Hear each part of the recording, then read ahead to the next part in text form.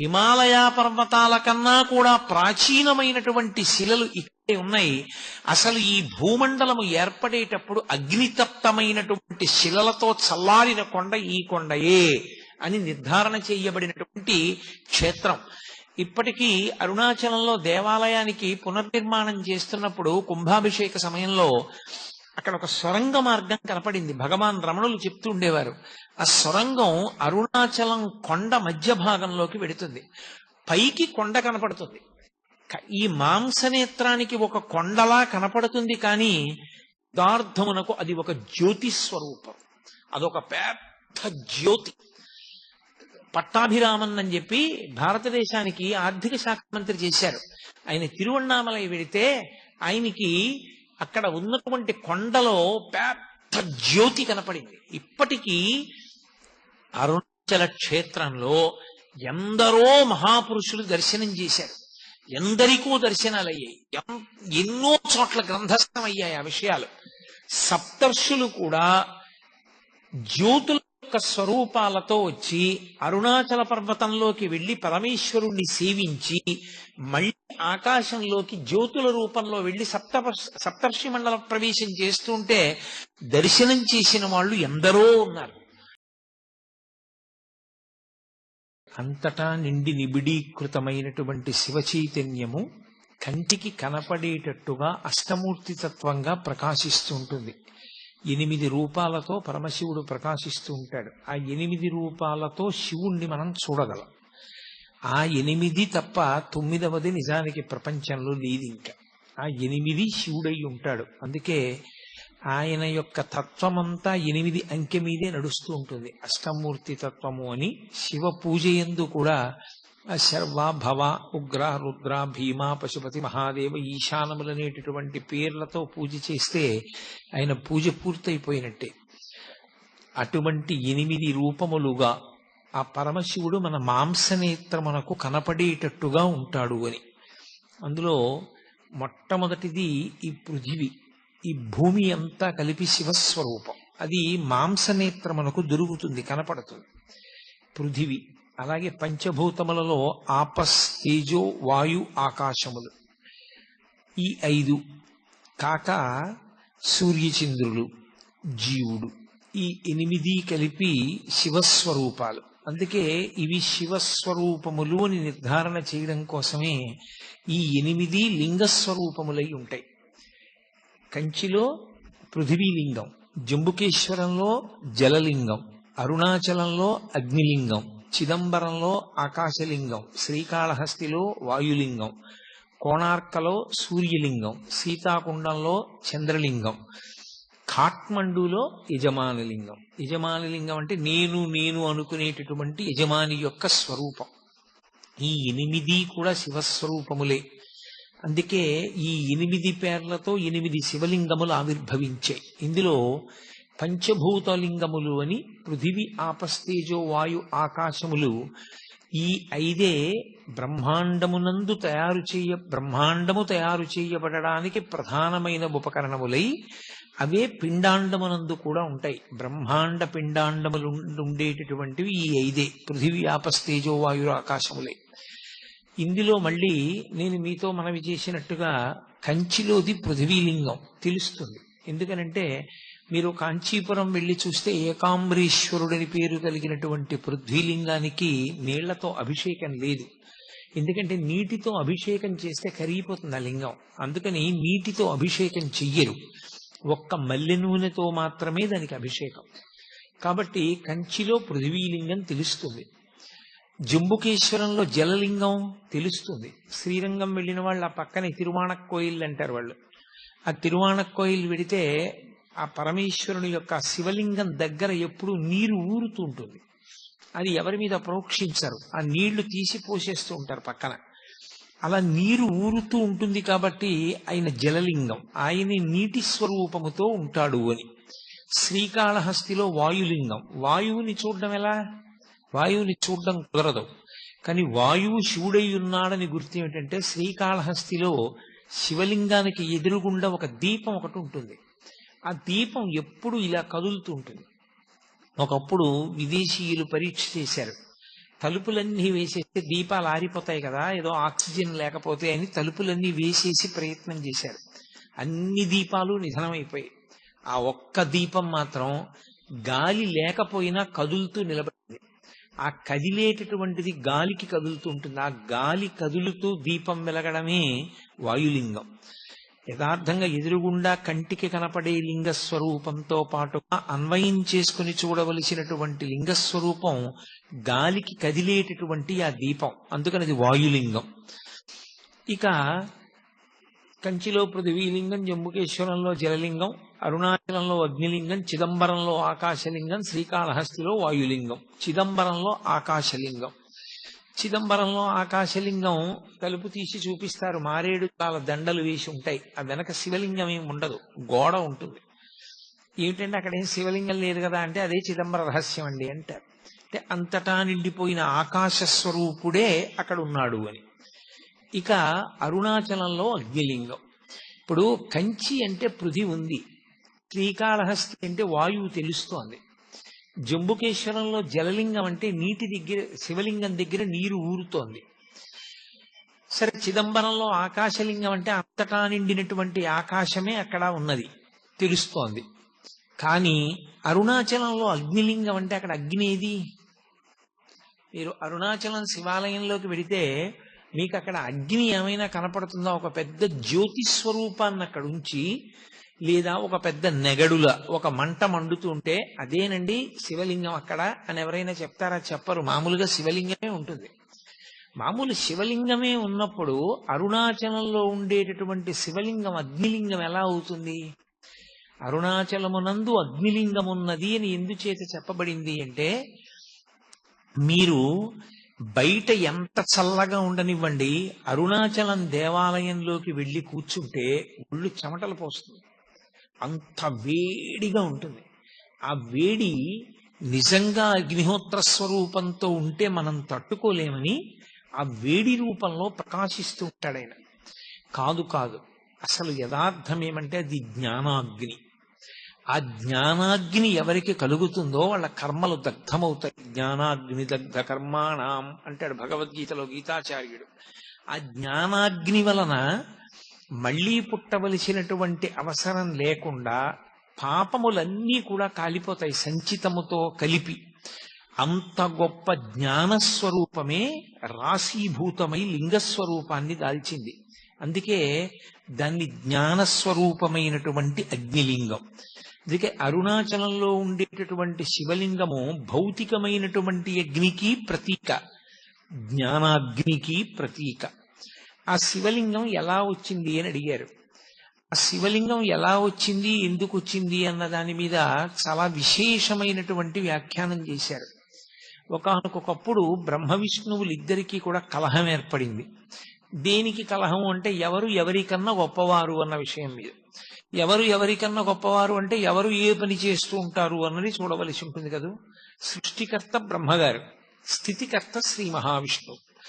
ఈ సమస్త భూతములు నేను సృజిస్తే కదూ వాటిని నిలబెట్టడం అన్నది, వాటిని పోషించడం అన్నది. అసలు నేను సృజించకపోతే ఇంకా నిలబెట్టడం అన్న మాట ఎక్కడ వస్తుంది? నువ్వు సృజిస్తే నిలబెట్టకపోతే ఆ సృష్టికి అందం ఎక్కడ ఉంటుంది? కాబట్టి వాళ్ళిద్దరి మధ్య వాదోపవాదాలు పెరిగాయి.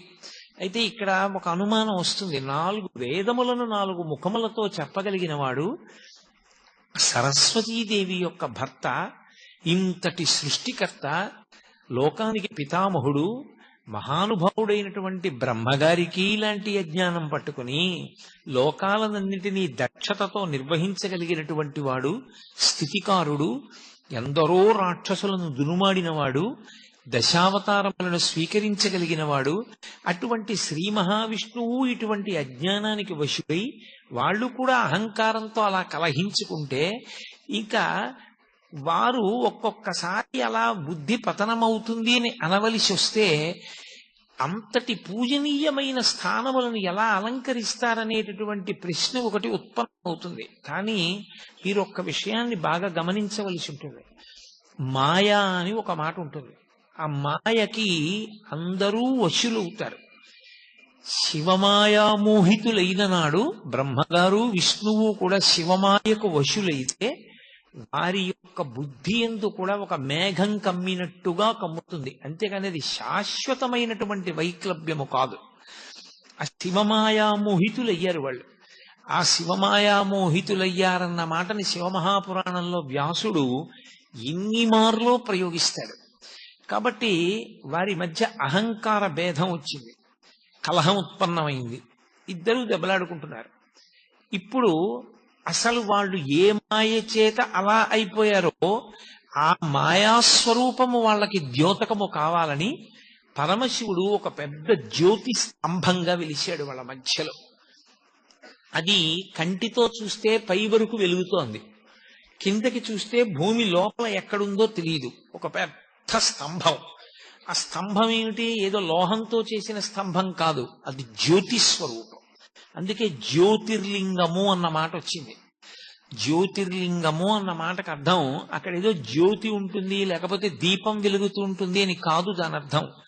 జ్యోతిర్లింగము అన్న మాట ఎక్కడ వాడినా మీరేం గుర్తు పెట్టుకోవాలంటే అది జన్మ జన్మాంతరముల నుండి మనని వెంటాడుతున్నటువంటి అజ్ఞానాన్ని, ఇంకా కొన్ని కోట్ల జన్మలెత్తడానికి అవసరమైనంత పాపాన్ని, ఆ పాపము వలన ఏర్పడిన కర్మ బంధములను, దాని వలన కలిగినటువంటి అజ్ఞానాన్ని, మనలోని పశుత్వాన్ని కాల్చివేసి జ్ఞానమిచ్చి మళ్లీ పుట్టవలసినటువంటి అవసరాన్ని తీసివేయగలిగినటువంటి రాశీభూతమైన శక్తి ఎక్కడున్నదో దానికి జ్యోతిర్లింగమని పేరు.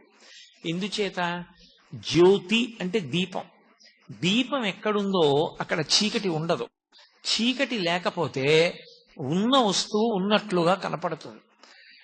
ఆ సత్య వస్తువు మనకి ప్రకాశించాలి, తెలియాలంటే దీపం ఒక్కటే సాధనం. ఆ దీపం లేని నాడు ఉన్న వస్తువు ఉన్నట్టు తెలియదు. ఉన్న వస్తువు ఉన్నట్టు తెలియకపోతే వచ్చే పెద్ద ప్రమాదం ఏమి అంటే వెంటనే భయం పట్టుకుంటుంది. అది ఏ వస్తువో తెలియదు కాబట్టి భయం. ఎక్కడికన్నా వెళ్ళాలంటే భయం. అందరికీ చీకటిగా ఉంటే భయం. చీకటి అంటే భయం అండి అంటారు. కారణం ఏంటంటే చీకట్లో ఉన్న వస్తువు తెలియదు. చీకటి పోవాలంటే ఒక దీపం వెలిగితే చాలు, భయం పోతుంది. మృత్యువు పట్ల అందరికీ భయం ఎందుకుంటుంది అంటే ఈ శరీరం పడిపోతుంది అని. కానీ ఈ శరీరం పడిపోవడం అనేటటువంటిది జరిగి తీరుతుంది. కానీ ఎప్పుడూ పడకుండా ఉండేటటువంటిది ఆత్మ. ఆ ఆత్మ ఎరుకలోకి వచ్చి శరీరము అసత్యం అనేటటువంటి భావమునందు త్రికరణ శుద్ధిగా నిలబడగలిగినటువంటి శక్తిని ఇవ్వగలిగినటువంటి దీపస్వరూపానికి జ్యోతిర్లింగమని పేరు. ఇప్పుడు దానినే మహాశివరాత్రి అంటారు. ఆ పెద్ద జ్యోతి స్తంభం ఒకటి వెలిగింది. ఆ బ్రహ్మగారు శ్రీ మహావిష్ణువు మధ్యలో. అది ఎంత ఉంది అని అడిగారు. దాన్ని వర్ణన చేసింది యజుర్వేదం. రుద్రాధ్యాయానికి ప్రార్థనా శ్లోకం చెప్తూ ఆ పాతాళ నభస్థలాంత భువన బ్రహ్మాండం ఆ విస్ఫురత్ జ్యోతిస్ఫాటికలింగమౌళి విలసత్పూర్ణిందు వాంతామృతై అంది. అది పాతాళలోకం కన్నా కింద ఎక్కడుంటుంది, ఏముంటుంది అని అడిగితే అక్కడ వరకు వెళ్ళింది. అంటే ఎక్కడ వరకు ఉంటుంది అంటే పాతాళలోకం వరకు చెప్తారు. ఇంకా కింది వరకు వెళ్ళిపోయింది. పైన బ్రహ్మాండమా విస్ఫురత్, ఈ బ్రహ్మాండములు ఎంతవరకు ఉన్నాయో వాటన్నిటినీ దాటిపోయింది. అందుకే మనకి ఇప్పటికీ కొన్ని ప్రధానమైనటువంటి దేవాలయాల్లో మీరు చూస్తే ఆవిర్భావలింగము అని ఉంటుంది. ఆ లింగం దేవాలయంలో ఉండదు, దేవాలయం వెనక గోడ మీద ఉంటుంది. శ్రీకాళహస్తి క్షేత్రంలో దేవాలయం వెనక గోడ మీద కనపడుతుంది. శివలింగం ఉండి శివలింగం మధ్యలో ఏదో చిన్న అవరోధం తొలగినట్టుగా ఉండి దాని మధ్యలో శివుడు సాకారంగా ఉంటాడు. పై భాగం సరిగా కనపడదు, కింద భాగం సరిగా కనపడదు. కింద ఒక పంది ఉంటుంది కిందకి తవ్వుతూ వెడుతున్నట్టు, పైన ఒక హంస ఉంటుంది ఎగురుతున్నట్టు. అదే ఆవిర్భావలింగం. ఆవిర్భావలింగం అంటే ఆ జ్యోతి స్తంభం ఏర్పడినప్పుడు శ్రీ మహావిష్ణువు దీని యొక్క ఆది నేను కనుక్కుంటానని ఆయన వరాహస్వరూపాన్ని పొంది భూమిని తవ్వుకుంటూ కిందకి వెళ్ళారు. చతుర్ముఖ బ్రహ్మగారు హంసవాహనాన్ని అధిరోహించి ఊర్ధ్వముఖ చలనం చేశాడు. అలా కొన్ని వేల దివ్య సంవత్సరములు ప్రయాణం చేశారు ఇద్దరు. ప్రయాణం చేసి వెళ్ళి వెళ్ళి వెళ్ళి వెళ్ళి ఎంత లోపలికి వెడుతున్నా జ్యోతిస్తంభం వెడుతూనే ఉంది. పైకి బ్రహ్మగారు ఎంత దూరం పెడుతున్నా జ్యోతిస్తంభం పెడుతూనే ఉంది. ఇక బ్రహ్మగారికి చాలా అలసట కలిగింది. ఇక నేను వెతకలేను, నా వల్ల కాదనుకున్నాడు. శ్రీ మహావిష్ణువు రజోగుణ ప్రధానుడు కాడాయన. అందుకే బ్రహ్మగారిని ఎరుపు రంగుతో సంకేతిస్తారు. ఆయన రజోగుణ ప్రధానుడు. సృష్టి ఎక్కడ ఉన్నా రజోగుణ సంబంధం. అందుకే ఆయనని ఎరుపు రంగులో చూపిస్తారు ఎప్పుడు. కాబట్టి రజోగుణానికి ఉండేటటువంటి లక్షణం ఏమిటంటే పక్కనే దానికి అహంకారం కూడా ఉంటుంది. అందుకని తొందరగా బ్రహ్మగారికి అహంకారం కలిగి అది ఎంత దూరం వెళ్ళిపోయిందంటే పైనుంచి పడిపోతోంది ఒక మొగలి పువ్వు. దాన్ని పట్టుకున్నాడు ఆయన. నువ్వు ఎక్కడి నుంచి పడుతున్నావు అని అడిగాడు. నేను శివుని యొక్క తల నుంచి కింద పడుతున్నాను, లింగం పైనుంచండి. ఇంకెంత దూరం ఉంది అని అడిగాడు. ఎంత దూరం ఉందో నాకు తెలియదు, కానీ నేను ఇలా పడడం మొదలుపెట్టి కొన్ని వేల దివ్య సంవత్సరములు అయిపోయింది అని. అంటే ఎంత పై వరకు ఉన్నదో ఈ శివలింగానికి ఆద్యంతములేమిటి నేను కనుక్కోలేనని ఆయన అన్నాడు. నేనే నిన్ను పూజ చేశానని తీసుకొచ్చానని సాక్ష్యం చెప్పాలి అన్నాడు. స్థానం చతుర్ముఖ బ్రహ్మగారి స్థానం, పితామహుడు. ఆయన్ని కాదనలేక మొగలి పువ్వు అంగీకరించి సురభి కనపడింది అక్కడ, కామధేనువు. ఆ ఆవుని అడిగాడు సురభిని, నువ్వు సాక్ష్యం చెప్పాలి నేను శివలింగం యొక్క పైభాగాన్ని చూశాను అని. అలాగే చెప్తానది. అవి రెండు వెళ్ళిపోయాయి. బ్రహ్మగారి కిందకు వచ్చేశారు. విష్ణువు పైకొచ్చారు. విష్ణువు ముందు పైకొచ్చి అన్నారు, ఆయన స్థితికారుడు. ఆయన యందు ఎక్కువసేపు మాయ ఆవహించి ఉండే అవకాశం ఉండదు. ఆయన అన్నాడు, నేను చూడలేదు, శివలింగం యొక్క ఆది నాకు కనపడలేదు. ఎంత లోపలికి తవ్వుకుంటూ వెళ్ళినా శివలింగం యొక్క మొదలు ఇంకా కిందకి వెడుతూనే ఉంది. కాబట్టి దాని ఆది నాకు తెలియలేదు. అది ఆద్యంతములు లేని స్వరూపం అన్నాడు. పరబ్రహ్మమునకు ఆద్యంతములు ఎక్కడుంటాయి? ఉండవు. కాబట్టి విష్ణువు ఆ విషయం చెప్పారు. బ్రహ్మగారు అన్నాడు, నేను చూశాను. ఆ పైన ఆది ప్రారంభం ఎక్కడుందో, పైన ఆరంభం అంటే అంతం, దాన్ని నేను చూసి వచ్చానన్నాడు. ఎలా చూశామని ఎలా నమ్మడం అన్నారు. వెంటనే కేతకీ పుష్పాన్ని పిలిచి సురభిని పిలిచి నేను చూశానా లేదా అన్నాడు. ఆయన మీద భయంతో వాళ్ళిద్దరూ అంగీకరించారు. గోవు పృష్ఠభాగంతో అసత్యం, చూడలేదని తోకూపింది. ముఖంతో చూచారని తలోపింది. అందుకే ముఖానికి పూజ లేదు ఆవుకి, పృష్ఠభాగానికే పూజ. కాబట్టి అప్పుడు ఆ సురభి ఈ కేతకీ పుష్పం రెండు సాక్ష్యం చెప్పాయి. కూట సాక్ష్యం అంటే అబద్ధపు సాక్ష్యం చెప్పావు కాబట్టి మొగలి పువ్వు స్త్రీలు అలంకరించుకోవడానికే తప్ప పరమేశ్వరారాధనమునందు ఉపయోగము ఉండదు. అలాగే ఆవు ముఖంతో అబద్ధం చెప్పి పృష్ఠభాగంతో నిజం చెప్పింది కనుక పృష్ఠభాగము లక్ష్మీ స్థానమై ముఖస్థానము చేత దానికి పూజ లేదు. చతుర్ముఖ బ్రహ్మగారు శివమాయ విశేషముగా వహించినటువంటి కారణం చేత రజోగుణ సంపర్కంతో అబద్ధపు సాక్ష్యాలు ప్రవేశపెట్టడం వరకు వెళ్ళిపోయారు. కాబట్టి ఆయనకి భూమండలమునందు పూజ లేదు. కానీ పూజ చేయించేటప్పుడు బ్రాహ్మణుడు వచ్చి కూర్చున్న స్థానమునకు బ్రహ్మస్థానం అంటారు.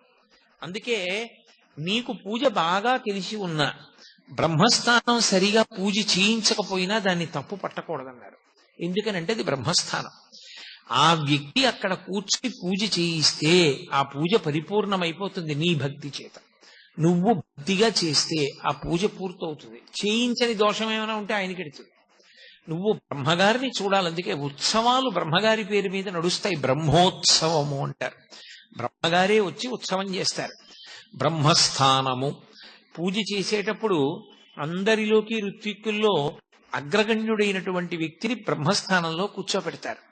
కాబట్టి బ్రహ్మగారికి ఆ రెండు స్థానముల వలన పూజ తప్ప ప్రత్యక్షంగా బ్రహ్మకి దేవాలయము కాని పూజ కాని లేదు అని అశరీర వాక్కు, అంటే శివవాక్కు. ఆనాడు అలా వెలిసినటువంటి ఆ అగ్నిస్తంభాన్ని చతుర్ముఖ బ్రహ్మగారు స్తోత్రం చేశారు. స్తోత్రం చేసి మా అహంకారం పోయింది, అసలు నిజంగా పరబ్రహ్మస్వరూపమేదో ఏది ఆద్యంతములు లేనిదో మాకు అవగతమైంది. కాబట్టి ఇక్కడ ఇదే స్వరూపంతో వెలిసినటువంటి నువ్వు అందరి యొక్క అజ్ఞాన దాహకత్వానికి వీలుగా లోకమునకు అజ్ఞానము పోగొట్టేటటువంటి స్వరూపంతో ఇక్కడ అగ్నిలింగం అన్న పేరుతో అరుణాచలంలో వెలియవలసిందని ప్రార్థన చేశారు. ఆ కారణం చేత అరుణాచలంలో అగ్నిలింగం ఏర్పడింది. అది అక్కడ ఏర్పడినటువంటి శివలింగం.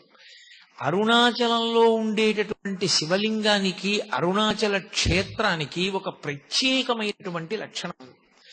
ఏమిటి ఆ లక్షణం అంటే, పరమేశ్వరుణ్ణి ఒకానొకప్పుడు ప్రార్థన చేశారు, అయ్యా ఇన్ని జన్మలు ఎత్తలేకపోతున్నాం, అందులో వచ్చేది కలియుగం, చాలా తేలికగా అజ్ఞానానికి వశులమైపోతాం, మాయకి లోబడిపోతాం, తప్పు పనులు చేస్తాం, మళ్ళీ పునర్జన్మలు వస్తాయి. మరి అలా రాకుండా ఉండాలంటే మాకు ఒక తేలిక మార్గం ఏదైనా ఉపదేశం చేయండి అన్నారు. ఆయన అన్నాడు, దర్శనాత్ అభ్రసదసి అన్నాడు. చిదంబరం వెళ్ళి ఎలా దర్శనం చెయ్యాలో తెలుసుకుని అలా దర్శనం చెయ్యండి, ఇక మీరు పుట్టవలసిన అవసరం ఉండదన్నాడు. చిదంబరంలో దర్శనం అంటే ఇందాకే మీతో ప్రస్తావన చేశా, తలుపు తీస్తారు సిద్ధంగా ఉండండి అంటారు, ఆ తెర తీస్తారు, ఇలా చూసేటప్పటికి ఇలా జాగ్రత్తగా కళ్ళు నులువుకుని చూస్తారు, ఏం ఉండదు. మారేడు దళాల దండలు వేలాడుతుంటాయి, బంగారు మారేడు దళాలు, మామూలు మారేడు దళాల దండలు ఉంటాయి, తెరహేస్తారు, అయిపోయింది వెళ్ళిపోండి అంటారు. కొంతమంది అంటారు, డాంబికానికి నీకు కనపడలేదా, శివలింగం వెనకాల ఉంది కదూ అంటారు, ఉత్తిది. అదేం కాదు. అదేమిటండి ఏం లేదు కదా వెనకాతలంటే అదే చిదంబర రహస్యం అంటారు. అందుకే ఇప్పటికే అర్థం కాని విషయాన్ని చిదంబర రహస్యం అంటారు. ఆకాశము అంటే అంతటా నిండిపోయి ఉంటుంది. అంతటా నిండిపోయిన ఆకాశములో అన్నీ ఉంటాయి. ఇప్పుడు మఠాకాశము అంటాం, అంతటా నిండిపోయినటువంటి ఆకాశం ఒకటి అనంతాకాశము అంటారు. అనంతాకాశమునందు మఠాకాశము అంటే ఓ గది, ఓ గదిలో ఆకాశం ఉంటుంది. మళ్ళీ అందులో కుండ పెట్టారనుకోండి ఘటాకాశము, మళ్ళీ ఆ కుండలో ఖాళీ భాగం ఉంటుంది, అది ఆకాశం. ఏమీ లేదనకూడదు, శూన్యం అనకూడదు, శూన్యం బౌద్ధుల వాదన, ఆకాశము సనాతన ధర్మవాదన. అందుకే శంకరాచార్యుల వారు అక్కడే ఖండన చేశారు, ఏమీ లేదు శూన్యం అన్నది వాళ్ళ వాదన, ఏమీ శూన్యం కాదు శంకరాచార్యుల వారి వాదన. ఎందుచేతనంటే, మీరు మా ఇంటికి వచ్చారనుకోండి, తలుపు కొట్టారు, ఇంట్లో ఎవరూ లేరు అంది పనిపిల్ల. ఓ అయితే కోటేశ్వరరావు వారి భార్య ఏ దేవాలయానికో వెళ్ళారనమాట అని మీరు అన్నారు. ఎప్పుడు వస్తారు అన్నారు. రాత్రి అవుతుంది, ఇప్పుడు వచ్చే అవకాశం లేదా? లేదు. మీరు ఇక వెళ్ళలేదు, ఇంట్లోకి వెళ్ళిపోయారు. ఇప్పుడు ఇంట్లో ఎవరూ లేరా? ఇంట్లో ఎవరూ లేరని చెప్పేవాళ్ళు ఉన్నారా? ఇంట్లో ఎవరూ లేరని చెప్పేవాళ్ళు ఉన్నారు. అది శూన్యం కాదు, ఉన్నారు. అది ఆకాశం. అది శంకరాచార్యుల వారి వాదన. అది సనాతన ధర్మం. దానికి బౌద్ధం ఈ దేశాన్ని విడిచిపెట్టి వెళ్ళిపోయింది. శంకరులకు బౌద్ధం మీద ద్వేషం కాదు, శంకరుల వాదన పటిమ ముందు నిలబడలేక, అది సత్యం. కాబట్టి అటువంటి ఆకాశమును అనంతముగా నిండిపోయినటువంటి ఆకాశ స్వరూపాన్ని ఒక మఠాకాశంగా, ఒక గోడగా చూపించి దానికే వేస్తారు మారేడు దళాలు. అంతటా నిండి నిబిడీకృతమైపోయింది పరమేశ్వర స్వరూపమని అర్థం చేసుకోగలిగిన వాడికి చిదంబర దర్శనం తెలుస్తుంది. లేనివాడికి చిదంబర దర్శనం అర్థం కాదు వెళ్ళిన. అందుకని దర్శనాత్ అభ్రసదసి, చిదంబరం వెళ్ళి దర్శనం చేయమన్నారు కానీ మహాప్రభో మాకు అది ఎలా మనసులో నిలబడుతుంది? అంత తేలిక సాధ్యం కాదు. ఇంకొక మాట చెప్పండి, ఇంకొంచెం తేలిక మార్గం చెప్పండి అన్నారు. దర్శనాత్ అభ్రసదసి జననాత్ కమలాలయే, కమలాలయంలో పుట్టండి మీకు మోక్షం ఇస్తానన్నాడు. కమలాలయం అంటే తిరువారూరులో పుడితే మోక్షం. కానీ పుట్టడం మన చేతిలో ఉందా? ఎక్కడ పుడతానో, ఏ కాలంలో పుడతానో ఎవరికి తెలుసు. కాబట్టి పుట్టడం నా చేతిలో ఎక్కడుంది పరమేశ్వర? ఇంకొక మాట చెప్పండి. ఆయన అన్నారు, కాశ్యాంతు మరణాన్ముక్తి, పోని పుట్టడం నీ చేతిలో లేదు, నీ కర్తవ్యాలన్నీ అయిపోయాయి అనుకున్నప్పుడు కాశీ వెళ్ళిపోయి కాశీపట్టణంలో ఉండిపోయి కాశీపట్టణంలో శరీరం విడిచిపెట్టేస్తావా? మోక్షం ఇచ్చేస్తాను, నేనే వచ్చి కుడి చెవిలో తారక మంత్రాన్ని ఉపదేశం చేసి మోక్షం ఇస్తా, కాశీ వెళ్ళిపోతావా? అయ్యా కాశీ వెళ్ళిపోవడం అంటే అంత తేలిక? పిల్లల్ని వదిలేసి మనవల్ని వదిలేసి, పైగా నేను వెడదామనుకునే లోపల శరీరం వదిలిపెడితే ఎలా సాధ్యం అవుతుంది? అందుకని కుదరదు. ఇంకొక మాట ఏమైనా చెప్పండి. స్మరణాత్ అరుణాచలే, ప్రతిరోజు ఒక్కసారి అరుణాచల శివ, అరుణాచల శివ, అరుణాచల శివ అని నేను 3 మాటలు అంటున్నాను. 3 మాటలని శివుడు అనలేదు. స్మరణాత్ పైకి కూడా అనమని చెప్పలేదు పరమశివుడు. లోపల ఒక్కసారి అరుణాచల క్షేత్రాన్ని నువ్వు స్మరణ చేయగలవా? ఒక్కసారి గుర్తు తెచ్చుకోగలవా? అరుణాచల క్షేత్రాన్ని ఒక్కసారి గుర్తు తెచ్చుకుంటే మోక్షం ఇచ్చేస్తాడు. అందుకే స్కాంద పురాణంలో ఒక విషయం చెప్తారు. జీవయాత్ర అని ఉంటుంది. ఇప్పుడు బయటి యాత్ర విడిచిపెట్టండి, నేను చేసే యాత్ర వేరు, జీవయాత్ర అని ఒకటి ఉంటుంది. ఈ జీవుడు ఎప్పుడు బయలుదేరాడో తెలియదు, ఈ అజ్ఞానంతో ఎప్పటికీ పరమేశ్వరుడిలో కలుస్తాడో తెలియదు. ఎన్ని కోట్ల జన్మలెత్తాడో, ఎన్ని శరీరాలు విడిచిపెట్టాడో, ఎన్ని శరీరాల్లోకి ప్రవేశించి పుట్టాడో, ఎన్ని చోట్ల ఎన్ని ఖేదాలు అనుభవించాడో. ఈ జీవయాత్రకి అంత ఉండదు. కానీ ఒక జీవుని యొక్క యాత్ర, ఒక జీవుని యొక్క ఆ జన్మ పరంపరలు చూసినప్పుడు అరుణాచలంలోకి ఎవరైనా వెడితే, అరుణాచల క్షేత్ర ప్రవేశం చేస్తే వెంటనే జీవుని యొక్క యాత్రలో ఒక గీత పెడతారు, ఇలా ఎర్ర గీత, వీడు అరుణాచల ప్రవేశం చేశాడు అని.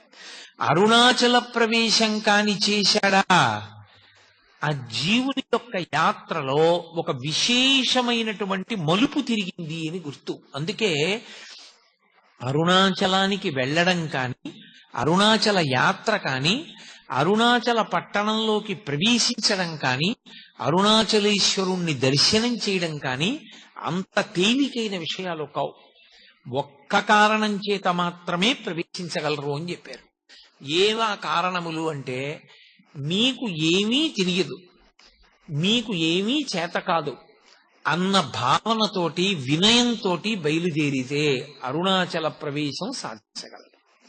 అరుణాచలంలోకి వెళ్ళడానికి ఒకటే, పరమేశ్వర నాకేం తెలియదు, నాకున్నవన్నీ పాపాలే, నిన్ను నమ్ముకుని వస్తున్నాను, నువ్వే నన్ను అరుణాచల ప్రవేశం చేయించు అని అడిగినటువంటి వారికి అరుణాచల ప్రవేశం చేయిస్తారు తప్ప, అహంకృతితో కొంచెం డాంబికంగా బయలుదేరితే అరుణాచలంలోకి వెళ్లరు అని. జ్ఞాన సంబంధనాయనారంతటి మహానుభావుడు వెళ్ళలేకపోయాడు, దొంగలు కొట్టేశారు. అప్పుడు ఆయన బాధపడితే ఉన్నవన్నీ ఎత్తుకుపోయిన తర్వాత ఈశ్వరుడి మీద పత్తికాలు పాడి పరమ నిరాడంబరంగా వినయంతో ప్రవేశిస్తే అరుణాచల పట్టణంలోకి ప్రవేశించగలిగాడు. అరుణాచలం అంత గొప్ప క్షేత్రం. అసౌ యస్తామ్రౌ అర్ణవుత బుభ్రస్సుమంగళ ఏ చేమాగం రుద్ర అభితో దిక్షుస్యతా సహస్రసో వైశాఖం హేడైమహే అంటుంది రుద్రాధ్యాయం. ఎర్రటి కాంతులు కలిగినటువంటి పరమశివుడు సర్వమంగళ స్వరూపంతో ఉంటాడాయన.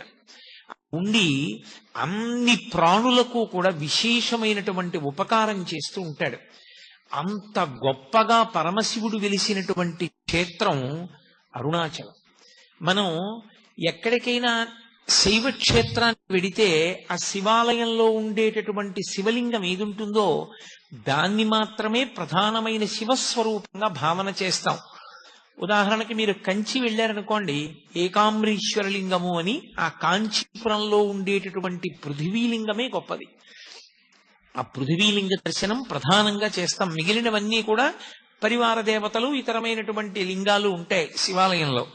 కానీ ప్రధానమైన లింగం కాంచీపురంలో పృథివీలింగం. ఆ శివలింగాన్ని దర్శనం చేస్తాం. అరుణాచల క్షేత్రం దగ్గరికి వచ్చేటప్పటికి మాత్రం ఒక్కడే శివుడు అరుణాచలంలో ఉన్నటువంటి శివలింగ స్వరూపమే కాదు, అరుణాచలంలో 3 రూపాలతో ఉంటాడు పరమేశ్వరుడు.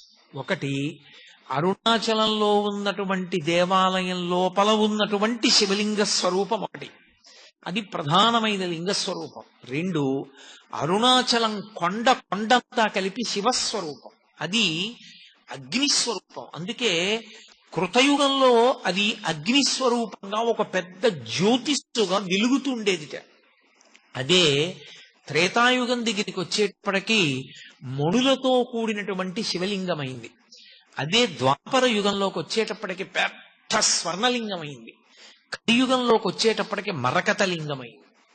అందుకే ఇప్పటికీ ప్రపంచంలో ప్రఖ్యాతి వహించినటువంటి భూతత్వ శాస్త్రవేత్తలు అరుణాచల పర్వతంలో ఉండేటటువంటి శిలలను పరిశీలించి హిమాలయ పర్వతాల కన్నా కూడా ప్రాచీనమైనటువంటి శిలలు ఇక్కడే ఉన్నాయి, అసలు ఈ భూమండలము ఏర్పడేటప్పుడు అగ్నితప్తమైనటువంటి శిలలతో చల్లారిన కొండ ఈ కొండయే అని నిర్ధారణ చేయబడినటువంటి క్షేత్రం.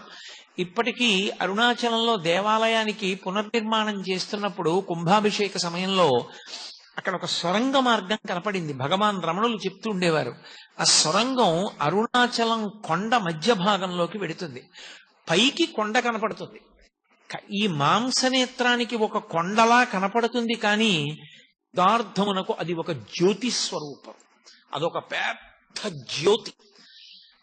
పట్టాభిరామన్ అని చెప్పి భారతదేశానికి ఆర్థిక శాఖ మంత్రి చేశారు.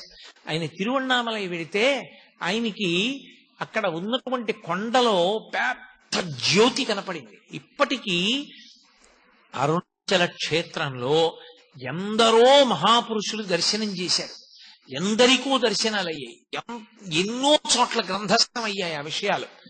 సప్తర్షులు కూడా జ్యోతుల యొక్క స్వరూపాలతో వచ్చి అరుణాచల పర్వతంలోకి వెళ్లి పరమేశ్వరుణ్ణి సేవించి మళ్ళీ ఆకాశంలోకి జ్యోతుల రూపంలో వెళ్లి సప్తర్షి మండల ప్రవేశం చేస్తుంటే దర్శనం చేసిన వాళ్ళు ఎందరో ఉన్నారు. సభాముఖంగా చెప్పడం నాకు ఇష్టం లేదు, కానీ నేను మీతో ఒక విషయం చెప్తే మీరు ఆశ్చర్యపోతారు. నేను అరుణాచలం వెళ్ళినటువంటి మొట్టమొదటిసారి గిరి ప్రదక్షిణం ఎలా చెయ్యాలో కూడా నాకు తెలియని రోజుల్లో నేను ఎలా గిరి ప్రదక్షిణం చేయాలి, నాకు ఈ క్షేత్రంలో ఇంతకాలం ఉండాలి అని ఏమీ తెలియక నేను మళ్ళీ తిరుగు ప్రయాణం ఏర్పాటు చేసుకొచ్చేసాను. ఎలా అని నేను అక్కడ నిలబడి ఉంటే ఒక వ్యక్తి వచ్చాడు. గిరి ప్రదక్షిణం చేస్తారా అని అడిగాడు. అవును అన్నాను. నేను తీసుకెడతాను రండి, నేను ఇక్కడే ఉంటాను, ఇప్పుడు చూస్తూ ఉంటానన్నాడు. చీకట్లో నడిచి పెడుతున్నా. నాకు ఎప్పుడూ అనుమానం ఒకటి ఉండేది, రాములు తల్లిగారికి మోక్షం ఇచ్చారు, ఏ కారణానికి అని అనుమానం ఉండేది. నడిచి వెడుతుంటే ఆయన నన్ను రాత్రి 11 గంటల వేళ అకస్మాత్తుగా చేయి పట్టుకుని అటువైపుకి తీసుకెళ్లాడు, పొదల దగ్గరికి. రమణుడికి స్వార్థం, వాళ్ళ అమ్మకే మోక్షం ఇచ్చాడు, అవునా అన్నాడు. నేను తెల్లబోయాను, ఇదేంటి ఇంత ఖచ్చితంగా నా మనసులో మాట అన్నారని. ఏమైతే అని నేను ధైర్యంగా అన్నాను, అవును నాకు అనుమానం ఉంది. అని అలా ఎందుకు ఇచ్చారు మోక్షం అన్నాను. నీకు తెలుస్తుందిలే అని ఆయన అని 4 అడుగులు వేశాం. మీరు నన్ను నమ్మండి, ఇంత పవిత్రమైన వేదిక మించి చెప్తున్నాను, అబద్ధాల అడుగు బతకవలసిన అవసరం నాకు లేదు. ఓవర్ బ్రిడ్జ్ మించి స్పీడ్ గా ఒక వెహికల్ దిగితే ఎలా దిగుతుందో స్ఫురద్రూపి తెల్లటి బట్టలు కట్టుకుని ఒక వ్యక్తి కొండ మించి అంగేసుకుంటూ దిగొచ్చాడు. మీరు ఇక్కడే ఉండండి అని నన్ను తీసుకెళ్లిన వ్యక్తి దూరంగా వెళ్లి ఆయనతో మాట్లాడాడు. నాకు ఒక్కటే కనపడింది, ఆయన చేతి గోళ్లు మాత్రం ఇలా వచ్చి ఇలా తిరిగి ఉన్నాయి, పెద్ద పెద్ద గోళ్లు ఇలా తిరిగిపోయాయి. ఆయన నేనంత దూరంలో నిలబడి ఉండగా ఈ పక్క నుంచి ఆ డొంకల్లోంచి నడిచి వెళ్ళిపోయాడు. మెరిసిపోతున్నాయి పాదాలు. నేను ఈయనకి ముళ్ళు గుచ్చుకోవా అని చూశాను, అదేంటి అంత మెరిసిపోతున్నాయి పాదాలు అనుకునే లోపల ఆయన నడిచి వెళ్ళిపోయాడు. నన్ను తీసుకెళ్లిన ఆయన అడిగాను, ఆయన ఎవరని. ఆయన ఒక సిద్ధ పురుషుడు, అంతకన్నా మీకు ఆయన గురించి ఇప్పుడు అర్థం కాదు అన్నాడు. ఆయన ఇంక అడగలేదు. అరుణాచలం ఎందరో సిద్ధ పురుషులకి అలవాలం. దేవతలు కూడా ఎప్పుడు దానికి ప్రదక్షిణం చేస్తూ ఉంటారు. ఎందరో మహాత్ములు అరుణాచలంలో ఉండేటటువంటి గుహలలో నివాసం చేస్తూ ఉంటారు. అంత గొప్ప పర్వతం, ఆ పర్వతం అంతా శివస్వరూపం, ఆ కొండంతా శివుడే. అందుకే ఒక్క అరుణాచల క్షేత్రంలో మాత్రమే ఒక మినహాయింపు. 24 మైళ్ల దూరం ఆ కొండ చుట్టూ 24 మైళ్ల దూరం దాని యొక్క తేజస్సు పడుతుంది. ఆ తేజస్సు ఉన్న లోపల దీక్షా నియమాలు లేవు, ఏ దీక్ష అక్కడ అవసరం లేదు. భగవాన్ రమణులు గోచి పెట్టుకుని ఉండేవారు, ఒక నూలు గోచి. ఆయన గోచి పెట్టుకుని కూర్చున్న రోజుల్లో శృంగగిరి పీఠం నుంచి ఒక పండితుడు ఒక ఆయన వచ్చారు. అప్పటికి నృసింహభారతి స్వామి వారు పీఠాధిపత్యంలో ఉన్నారు. అయ్యా, మీరు అన్నీ విడిచిపెట్టేశారు, మీకు ఏవీ బంధనాలు లేవు, కానీ ఇలా తెల్లటి గోచి పెట్టుకుని ఉండడం కన్నా సన్యాస దీక్ష తీసుకుంటే బాగుంటుంది. సన్యాస దీక్ష కాదంటారా అథవా మీరు ఒక కాషాయ గోచి పెట్టుకుంటే బాగుంటుంది అన్నారు. రమణులు ఏం మాట్లాడలేదు. ఆయన అప్పుడు విరూపాక్ష గుహలో ఉన్నారు కొండ మీద. నేను కిందకి వెళ్ళి స్నానం చేసి భోజనం చేసి 3 గంటలకు వస్తాను, ఏమైనా మనసు మార్చుకుంటే చెప్పండి అని కిందకి వెళ్ళారు. ఈలోగా ఒక వృద్ధుడు వచ్చి ఒక పెద్ద పుస్తకాల మూట ఒకటి అక్కడ దింపాడు. నేను ఇంకా స్నానం చేయలేదు, స్నానం చేసి వస్తాను, ఈ మూట చూడు అని రమణులకి చెప్పి వెళ్ళి రమణులు కిందకి దిగి ఆ మూటలో పైన ఉన్న పుస్తకాన్ని ఇలా తీశారు. దాని బట్టకి నొక్కుంది. ఎక్కడ నొక్కుందో అక్కడ తీసి చూస్తే సంస్కృతంలో ఉన్నటువంటి అరుణాచల మహాత్మ్యం పుస్తకం ఆ పుస్తకంలో ఉంది. ఆ కొండకి 24 మైళ్ళ పరిధిలో ఏ దీక్షా నియమము లేదు, అందుకని సన్యాస దీక్ష అని ప్రత్యేకంగా తీసుకుని ఉండవలసిన అవసరం లేదు అరుణాచలంలో అని. ఆ వచ్చిన పండితుడికి అది చూపిస్తే తెల్లబోయి వెళ్ళిపోయారు. చిత్రం ఏమిటంటే ఆ వచ్చిన వాడు ఎవరో కాదు, భగవాన్ రమణుల్ని ఆదుకోవడానికి ఆ పుస్తకాలు పట్టుకుని పరమశివుడు వచ్చి ఆ మూట అక్కడ పెట్టాడు. ఇక మళ్ళీ రాలేదు ఆయన. ఆ బ్రాహ్మణుడు వచ్చి ఆ పుస్తకాలు భగవాన్ రమణుల దగ్గర తీసుకోలేదు. అంతటి పరమ సత్యమైనటువంటి క్షేత్రం ఆ క్షేత్రము. అక్కడ కొండ, శివలింగము, అరుణాచలేశ్వర దేవాలయంలో ఉన్నటువంటి శివలింగము అరుణాచల పర్వతం లోపలే ఉన్నటువంటి ఒక పెద్ద గుహ ఉన్నది అంటారు. ఇప్పటికీ అరుణాచల పర్వతం మధ్యలో ఉన్నది ఆ గుహ అంటారు. దానికే సొరంగ మార్గం ఉంది అని చెప్పేవారు రమణులు. అరుణాచల క్షేత్రంలో శివాలయాన్ని పునర్నిర్మాణం చేస్తున్నప్పుడు కుంభాభిషేక సమయంలో సొరంగం బయటపడింది. ఆ సొరంగం చిన్నగా అరుణాచల పర్వతం లోపల ఉన్న గుహ దగ్గరికి వెడుతుంది అంటారు. అక్కడ ఒక పెద్ద వటవృక్షం ఉంటుందని, ఆ మర్రి చెట్టు కింద దక్షిణామూర్తి స్వరూపంలో సిద్ధయోగ స్వరూపంతో పరమశివుడు ఇప్పటికీ కూర్చుని ఉంటాడని, సనక సనందనాది మహర్షులందరూ కూడా ఆయన్ని సేవిస్తూ ఉంటారని చెప్తారు. ఒకానొకప్పుడు భగవాన్ రమణులు అరుణాచల పర్వతం మీద నడిచి పెడుతుంటే విస్తరాకంత మర్రాకు ఒకటి వచ్చి గాలికి ఎడుకుంటూ ఎండు ఆకు ఆయన కాలికి తగిలింది. ఆయన మర్రాకు పైకెత్తి చూసి విస్తరాకంత ఉంది. ఈ అరుణాచల పర్వతం మధ్యలో ఉన్న గుహలో పరమశివుడు దక్షిణామూర్తిగా కూర్చున్నాడు. ఆ చెట్టు ఆకే ఎగిరొచ్చింది. నేను దర్శనం చేస్తానని బయలుదేరాడు. ఆయన కొంత దూరం వెళ్ళేసరికి ఆయన కాలు అనుకోకుండా అక్కడ ఉన్న ఒక పొదలో ఉన్న తేనె పట్టుకి తగిలింది. తేనె పట్టులో ఉన్న ఈగలన్నీ పైకి జుమ్మని లేచాయి. వెంటనే రమణుడు అన్నారు, ఈ కాలు తప్పు చేసింది, వాటి గూడు కదిపింది, కాబట్టి ఇది శిక్ష అనుభవించాలని ఆ కాలు ఒక రాయి మీద పెట్టి వదిలిపెట్టేశాడు. ఆ తేనెటీగలన్నీ వచ్చి ఆయన కాలు కుట్టగలిగినంతసేపు కుట్టాయి. ఇంత లావున వాచిపోయింది. ఆ వాచిపోయిన కాలు ఈడ్చుకుంటూ ఆయన కిందకి దిగి వచ్చేశాడు. పళనిస్వామి అని అప్పుడు ఆయనకి సేవ చేస్తుండేవాడు. అతను శ్రావణం తీసుకొచ్చి ఆ తేనెటీగల యొక్క ముళ్ళు ఆయన కాల్లో విరిగిపోయిన వాటన్నింటినీ బట్టికి లాగేశాడు. కానీ ఆయన శరీరాన్ని విడిచిపెట్టేసే పర్యంతము రమణుల యొక్క ఒక కాలు చాలా లావుగా ఉండేది. ఇప్పటికీ మీరు రమణాశ్రమానికి వెళ్ళి ఆయన యొక్క ఫొటోస్ చూస్తే ఒక కాలు లావుగా కనపడుతుంది. కారణం, ఆ దక్షిణామూర్తి దర్శనానికి ప్రయత్నం చేసినప్పుడు రమణ మహర్షి యొక్క ఒక కాలుని తేనెటీగలు కుట్టి, ఆ తర్వాత ఎవరిని వెళ్ళొద్దని చెప్పేవారు రమణ మహర్షి. ఆయన మాట వినకుండా వెంకటరామయ్య గారని ఒక ఆయన స్నేహితులు కలిసి అరుణాచలంలో మేము దక్షిణామూర్తి దర్శనం చేస్తామని బయలుదేరారు. తీరా వాళ్ళు బయలుదేరి వెళ్ళిన తరువాత వాళ్ళు మార్గంలో చాలా చాలా కష్టాలు పడి వాళ్ళకి అసలు వెనక్కి తిరిగి వచ్చే మార్గం మర్చిపోయి ఉండిపోయారు. ఆ పైన ఉండిపోతే ఇక్కడ రమణుల యొక్క అనుగ్రహం వల్ల, కొండ కింద రమణులు చేసిన సంకల్పం వల్ల వాళ్ళు మళ్ళీ చీకటి పడిన తర్వాత కొండ దిగొచ్చారు. అప్పటి నుంచి ఎవ్వరూ ఆ సిద్ధయోగి దర్శనం చేసే ప్రయత్నం చెయ్యరు. కానీ ఇప్పటికీ పరమేశ్వరుడు అక్కడ దక్షిణామూర్తిగా మర్రి చెట్టు కింద కూర్చుంటాడని ఎందరో సిద్ధులు, యోగులు, దేవతలు ఆయన యొక్క దర్శనానికి వచ్చి వెడుతూ ఉంటారని ప్రతీతి. అలా అరుణాచల క్షేత్రం ముందు 3 రూపాలతో ఉంటాడు పరమశివుడు. అంత గొప్ప క్షేత్రంలో పరమేశ్వరుడు శివలింగంగా ఆవిర్భవించిన తరువాత అక్కడ జరగవలసినటువంటి పూజాది కార్యక్రమాలు ఎలా జరగాలి అన్న విషయాన్ని ఆయనే నిర్ణయం చేసి గౌతమ మహర్షిని ఆదేశించాడు. కంచిలో దుర్వాసో మహర్షిని కామాక్షి అమ్మవారు ఆవిడ ఆదేశించింది, ఇక్కడ పూజా విధానాన్నంతటినీ నువ్వు నిర్ణయించు అని. ఆర్యా ద్విషతి అన్న గ్రంథాన్ని రచన చేసి కంచిలో కామాక్షి అమ్మవారి యొక్క దేవాలయ పూజా విధానాన్నంతటినీ నిర్ణయం చేసినటువంటి వాడు దుర్వాసో మహర్షి.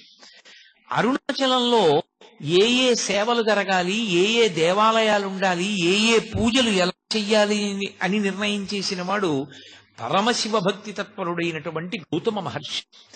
పరమశివుడు గౌతమ మహర్షిని ఆదేశించాడు. ఆదేశించినప్పుడు ఈ క్షేత్రానికంతటికీ కూడా కాపలాదారుగా ఉండి క్షేత్రపాలకుడుగా ఉండవలసినటువంటి వాడు కాలభైరవుడు.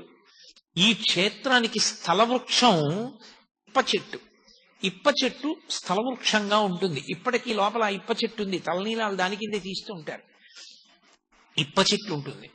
కిందే భగవాన్ రమణులు కొంతకాలం తపస్సు చేశారు. అలాగే ఇక్కడ నటరాజు ఉండాలి. అపితకుచాంబ అన్న పేరుతో అమ్మవారు ఉంటుంది.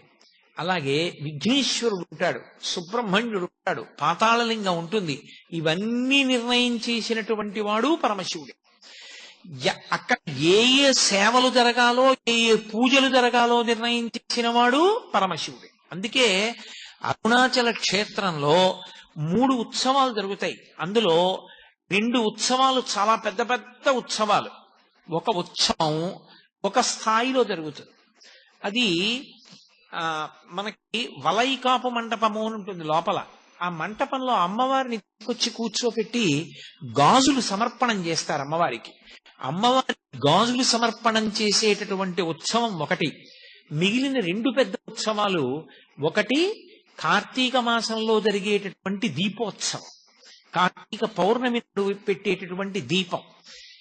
దాని గురించి నేను ప్రత్యేకంగా మీతో ప్రస్తావన చేస్తాను. ఇక 3వ ఉత్సవం పార్వతీ పరమేశ్వరుల మధ్య వచ్చేటటువంటి ప్రణయ కలహోత్సవం చేస్తారు. ఎందుకు వాళ్ళిద్దరి మధ్య ప్రణయ కలహం రావాలి అంటే, భృంగి పరమశివుని దగ్గర ఉండేటటువంటి ప్రమదగణాల్లో ఒకడు. ఆయనది ఒక విచిత్రమైనటువంటి వ్యక్తిత్వం. ఆయనకి 3 కాళ్లతో ఉంటాడు. ఇప్పటికీ మీకు కంచిలో కనపడతాడు. అలాగే మళ్ళీ శ్రీకాకుళం దగ్గర ఉన్నటువంటి క్షేత్రం పరమశివ సందర్భమైనటువంటిది, ఆయన స్పర్శ కలిగినటువంటిది శ్రీముఖలింగం. ఆ శ్రీముఖలింగ క్షేత్రంలో దేవాలయానికి ప్రదక్షిణం చేస్తున్నప్పుడు వెనక గోడ మీద ఉన్నాడు భృంగి. 3 కాళ్లతో ఉంటాడు ఆయన. ఆ భృంగి ఒక్క శివుడికే భక్తుడు, అమ్మవారికి నమస్కారం పెట్టేవాడు కదా ఆయన. పరమశివుడికి ఒకటే ప్రదక్షిణం చేసేవాడు, పరమశివుడికి ఒకడికే పాదాలకు నమస్కారం చేసేవాడు. ఓ రోజున ఆగ్రహం వచ్చింది, ఏమిటి ఎప్పుడు ఆయనకే ప్రదక్షిణం చేస్తాడు, ఆయనకే నమస్కారం చేస్తాడు, అసలు నా వంక కూడా చూడడం ఇదేం భక్తి, ఏం చేస్తాడో చూస్తానని భృంగి వస్తూ అమ్మవారు పరమశివుడి యొక్క వామార్థ భాగంలోకి వెళ్ళిపోయి అర్ధనారీశ్వర స్వరూపాన్ని పొందింది. ఇప్పుడు ఎలా ప్రదక్షిణం చేస్తాడు? చెయ్యాలంటే మరి నేను ఉన్నానుగా ఎడం పక్కన, ఏం చేస్తాడో చూస్తానంది. ఆయన తేనెటీగైపోయి పరమశివుడికి పార్వతీదేవికి మధ్యలో తొలిచి కన్నం ప్రదక్షిణం చేశాడు తప్ప అమ్మవారికి ప్రదక్షిణం చేయలేదు. ఆ భృంగికి మోక్షం ఇస్తానన్నాడు పరమేశ్వరుడు. అమ్మవారు ఒక్కనాటికి ఇవ్వడానికి వీల్లేదు. కాదు, భృంగి ఇంత గొప్పవాడు, ఇంతటి ఉదారమైన మనస్సున్నవాడు పార్వతి, నా మీద భక్తి ఉంటే నీ మీద భక్తి ఉన్నట్లే, అందుకు అతనికి మోక్షం ఇస్తానంటాడు పరమేశ్వరుడు. ఇప్పటికీ అరుణాచలంలో ఆ ప్రణయ కలహం అక్కడ ఉన్న అర్చకులు నిర్వహిస్తారు. ఎంత అద్భుతంగా నిర్వహిస్తారు. ఆ ఉత్సవం జరిగినప్పుడు పరమేశ్వరుడు భృంగికి మోక్షం ఇచ్చేస్తాడు. పార్వతీదేవికి కోపం వచ్చి అపితకుచాంబ అమ్మవారు దేవాలయంలోకి వెళ్ళి తలుపులేసేసుకుంటారు. పరమశివుడు ఒక్కడే గిరి ప్రదక్షిణానికి వెడితే దొంగలు దోచుకుంటారు. ఇప్పటికీ ఆ దొంగల తోపు అని అవన్నీ చేస్తారు. ఆ ప్రణయ కలహోత్సవం 2వ పెద్ద ఉత్సవం. అన్నీ నిర్ణయం చేసినటువంటి వాడు గౌతమ మహర్షి. ఎవరి ఆజ్ఞ మేరకి? శివాజ్ఞ మేరకే చేశారు.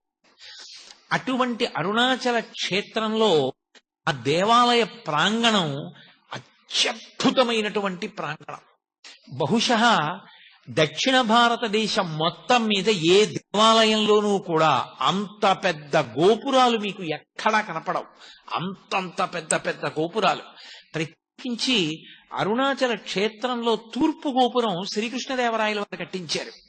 శ్రీకృష్ణదేవరాయల వారు కట్టించినటువంటి ఆ గోపురం ఇక అంత పెద్ద గోపురం మీకు ఎక్కడా కనపడదు. దాన్ని ఎవరైనా ఇలా తలెత్తి చూడవలసిందే. అబ్బా ఎంత పెద్ద గోపురం అంటారు. అంత గొప్ప గోపురం. అరుణాచల క్షేత్ర వైభవంలో గొప్పతనం ఏమిటంటే దాని ఉత్తర గోపురాన్ని కట్టించేటువంటిది ఒక ఆడావిడ. ఆ స్త్రీమూర్తి పేరు అమ్మణ్ణి అమ్మన్. ఆవిడ చాలా చిత్రమైన వ్యక్తి. ఆవిడ పరమశివుని ఒక అనుగ్రహం చేత ఆవిడికి గొప్ప యోగశక్తులు కలిగాయి. ఆవిడికి గోపురం కట్టించాలని కోరిక. ఆవిడ ప్రతి ఇంటి ముందుకి వెళ్లి గోపురం కట్టడానికి చందా అడిగేది. డబ్బులు లేవంటారేమోనని ఆవిడ ఇంటి ముందు నిలబడి ఆ ఇంట్లో ఇనప్పెట్టె ఎక్కడుందో, ఇనప్పెట్టెలో ఎక్కడ డబ్బు పెట్టారో ఆ డబ్బు ఎంత ఉందో చెప్పేది. ఇంట్లో ఎక్కడెక్కడ దాచారో, ఎక్కడెక్కడ దాచిన డబ్బు ఎంత ఉంటుందో చెప్పి గోపురం కడుతున్నాను డబ్బు ఇమ్మని అడిగేది.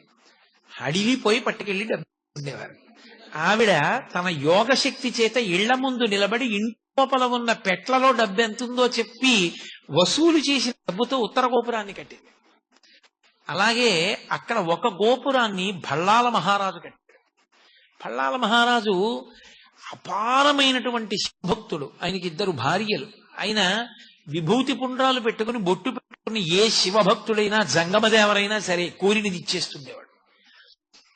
అటువంటి భళ్ళాల మహారాజు గారు రాజ్యం చేస్తున్న రోజుల్లో ఆయనకి సంతానం లేదు. సంతానం లేకపోయినా ఆయన పరమశివుని యందు అంత భక్తితో రాజ్యం చేస్తున్నాడు. పరమశివుడు ఆయన పరీక్షించాలి, అనుగ్రహించాలి అనుకున్నాడు. ఒక పెద్ద జంగమదేవర వేషం కట్టి తనతో పాటు కొంతమంది జంగమయ్యల్ని తీసుకుని ఒక చీకటి పడే వేళటికి భళ్ళాల మహారాజు ఇంటికి వచ్చాడు. ఆయన వెంటనే వాళ్ళందరినీ స్వాగతం పలికాడు, అర్ఘ్యపాద్యాదులు ఇచ్చాడు, వాళ్ళని సేవించాడు, కూర్చోపెట్టి వాళ్ళందరినీ కూడా చక్కగా మర్యాద చేసి విశ్రాంతి తీసుకోమన్నాడు. ఈ పెద్ద జంగమదేవరు అన్నాడు, నాతో వచ్చిన జంగమయ్యలకి నాకు దేవదాసీల్ని అన్నాడు. దేవదాసీల్ని తీసుకొచ్చి జంగమయ్యలందరికీ ఇచ్చారు. ఒక్క పెద్ద జంగమదేవరికి మాత్రం దేవదాసి లేదు. అయ్యో ఈయనకి ఒక్కడికి దేవదాసిని ఇవ్వలేదని బాధపడినటువంటి రాజు తల పట్టుకుని కూర్చుంటే ఆయన 2వ భార్య పేరు చెల్లమ్మ. ఆవిడ వచ్చింది, ప్రభు మీరు చింతపడకండి, శివసేవలో లోపం రాకూడదు, నేను దేవదాసిగా ఆయన దగ్గరికి వెడతానంది. వెళ్ళమన్నాడు మహారాజు. ఆవిడ ఆ పెద్ద జంగమయ్య పడుకున్నటువంటి గదిలోకి వెళ్లి ఆయన నిద్రపోతున్నట్టు నటిస్తున్నాడు. ఆయన నిద్ర లేపడానికి ముట్టుకుందిలాగా. ముట్టుకోగా పసిపిల్లవాడైపోయి ఏడిచాడు. అరే పిల్లవాడైపోయాడు, చేతుల్లో పట్టుని రాజు దగ్గరికి తీసుకొచ్చింది. మహారాజా, పెద్ద జంగమదేవర పిల్లవాడైపోయాడు, ఇదిగో తీసుకొచ్చాను, పరమేశ్వరుడే అనుగ్రహించాడు, మనకి కొడుకు అని ఇచ్చింది. రాజు ఆ పిల్లాడిని ముట్టుకోగానే పిల్లవాడు అంతర్ధానం అయిపోయాడు. అంతర్ధానం అయిపోయి కొడుకులు లేరు అని వగచావు కాబట్టి నీకు నేనే కొడుకునవుతున్నాను. నేనే కొడుకునై నీ శ్రాద్ధ కర్మ నేను చేస్తాను ప్రతి సంవత్సరం. నీ శరీరం పడిపోయినప్పుడు నీకు సంస్కారం నేనే చేస్తానన్నాడు. ఇప్పటికి దాదాపు 6 నుంచి 700 సంవత్సరములైంది. ఇప్పటికీ భళ్ళాల మహారాజు గారు చనిపోయిన రోజున అరుణాచల క్షేత్రంలో శివలింగం దగ్గరికి వచ్చి పత్రిక చదువుతారు. భళ్ళాల మహారాజు గారు ఫలానా రోజున ఫలానా తిథిలో ఫలానా నక్షత్రంలో శరీరం విడిచిపెట్టాడు అని. వెంటనే దేవాలయం మూసేస్తారు. పరమశివుడు ఉత్సవమూర్తి పల్లకీలో పల్లికొండ పట్టు అని అక్కడికి దగ్గర, అక్కడే ఆయన రాజధానిగా పరిపాలన చేసేవాడు. ఆ పల్లికొండ పట్టు వెళ్తుంది పల్లకి. వెళ్ళి ఏట్లో స్నానం చేస్తాడు పరమశివుడు. అంటే ఉత్సవమూర్తి స్నానం చేస్తుంది. స్నానం చేసి పీటల మీద పరమశివుడు అపితకుచాంబ ఉండి భళ్ళాల మహారాజు గారికి తద్దినం పెట్టి మళ్ళీ ఏట్లో స్నానం చేసి అరుణాచల దేవాలయంలోకి వెళ్ళి అప్పుడు ఆయనకి అభిషేకం అయిన తర్వాత మళ్ళీ తలుపులు తీసి ప్రతిష్ఠిస్తారు. 6 నుంచి 7 శతాబ్దములుగా పరమశివుడే తన భక్తుడికి తద్దినం పెడుతున్న ఏకైక క్షేత్రం అరుణాచల క్షేత్రం. ఆ క్షేత్రంలో ఆ భళ్ళాల మహారాజు గారు కట్టించినటువంటి గోపురము ఒక గోపురం. ఆ గోపురానికి కిలి గోపురం అని పిలుస్తారు. మీరు లోపల మనకి సుబ్రహ్మణ్య దేవాలయం కనపడుతుంది. మీరు ఆ సుబ్రహ్మణ్య దేవాలయం మీద తల ఎత్తి చూస్తే కొన్ని బొమ్మలు కనపడతాయి. బొమ్మల్ని బట్టి తెలుస్తుంది మనకు, అక్కడ ఒక కథ తెలుస్తుంది. ప్రౌఢదేవరాయలు అని ఒక రాజు. ఆ ప్రౌఢదేవరాయ దగ్గర అరుణగిరినాథర్ అనబడేటటువంటి ఒక వ్యక్తి మంచి ఆస్థాన కవిగా ఉండేవాడు. ఆయన దగ్గర అంతకుముందే ప్రౌఢదేవరాయల వారి దగ్గర సంబంధం అని ఒక కవి ఆస్థాన కవి. కానీ ఈ అరుణగిరినాథర్ తర్వాత ఆస్థాన కవి. అది కూడా ఎందుకు అవ్వవలసి వచ్చింది అంటే, అరుణగిరినాథర్ యొక్క తల్లి చాలా చిన్న వయస్సులోనే, అరుణగిరినాథర్ చాలా చిన్న పిల్లవాడిగా ఉన్నప్పుడే శరీరం విడిచిపెట్టేసింది. అంతకు ముందే తండ్రి చనిపోయాడు. ఆవిడ శరీరం వదిలిపెడుతూ ఈ పిల్లవాడిని రక్షించమని అక్కగారికి అప్పచెప్పింది. అక్కగారి పేరు ఆది. ఆ ఆది అనబడే అక్కగారు ఈ అరుణగిరినాథర్ని పెంచి పెద్ద చేసింది. ఈ అరుణగిరినాథరు దుర్వ్యసనపరుడై స్త్రీలోలుడై స్వేచ్ఛగా తిరుగుతుండేవాడు. ఒకనాడు అక్కగారు చాలా బాధపడి నింద చేసింది. అతనికి వైరాగ్యం కలిగి, ఇన్ని తప్పులు చేశాను, నేను ఇక బతకకూడదని ఈ భల్లాల మహారాజు గారు కట్టించిన గోపురం ఎక్కి చచ్చిపోతానని అక్కడి నుంచి కింద పడ్డాడు. కింద పడుతుంటే లోపల సుబ్రహ్మణ్య దేవాలయంలో ఉన్న సుబ్రహ్మణ్యుడు బయటికి వచ్చి చేతులు పట్టి పట్టుకున్నాడు. సుబ్రహ్మణ్యేశ్వర స్వామి వారి యొక్క స్పర్శ తగలగానే అతనిలో కవిత్వం పెళ్ళుబుకి మహాభక్తుడయ్యాడు. కవితానుభూతి అని చెప్పి ఆయన అద్భుతమైనటువంటి సుబ్రహ్మణ్య గీతములను రచన చేశాడు. సుబ్రహ్మణ్య తత్వం మీద రచన చేశాడు. ఆయనే ఆ కాలంలో ప్రౌఢదేవరాయల వారి ఆస్థాన కవి సంబంధం.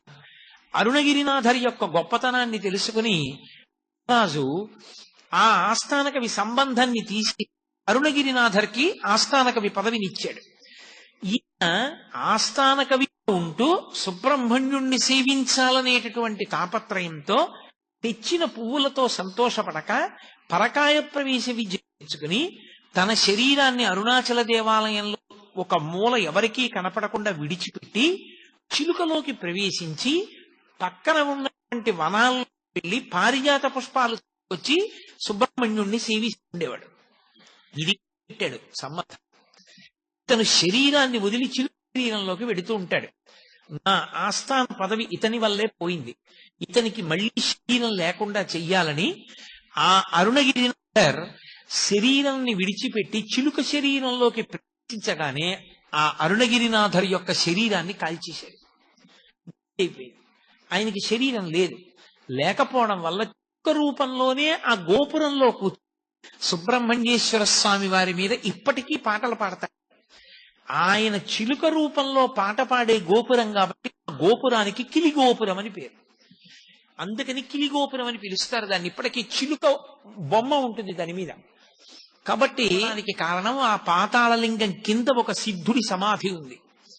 ఆ సిద్ధుడి సమాధి మీద శివలింగం పెట్టారు. శివలింగం పెడితే అధిష్టానం అంటారు, తులసికోట పెడితే బృందావనం అంటారు. రెండే, ఇక మూడవది పెట్టరు.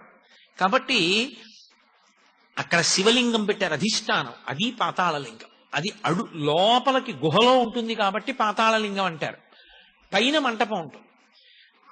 అక్కడికి ఎవ్వరు వెళ్ళేవారు కాదు. అక్కడికి భగవాన్ రమణులు వెళ్లి తపస్సు చేశారు.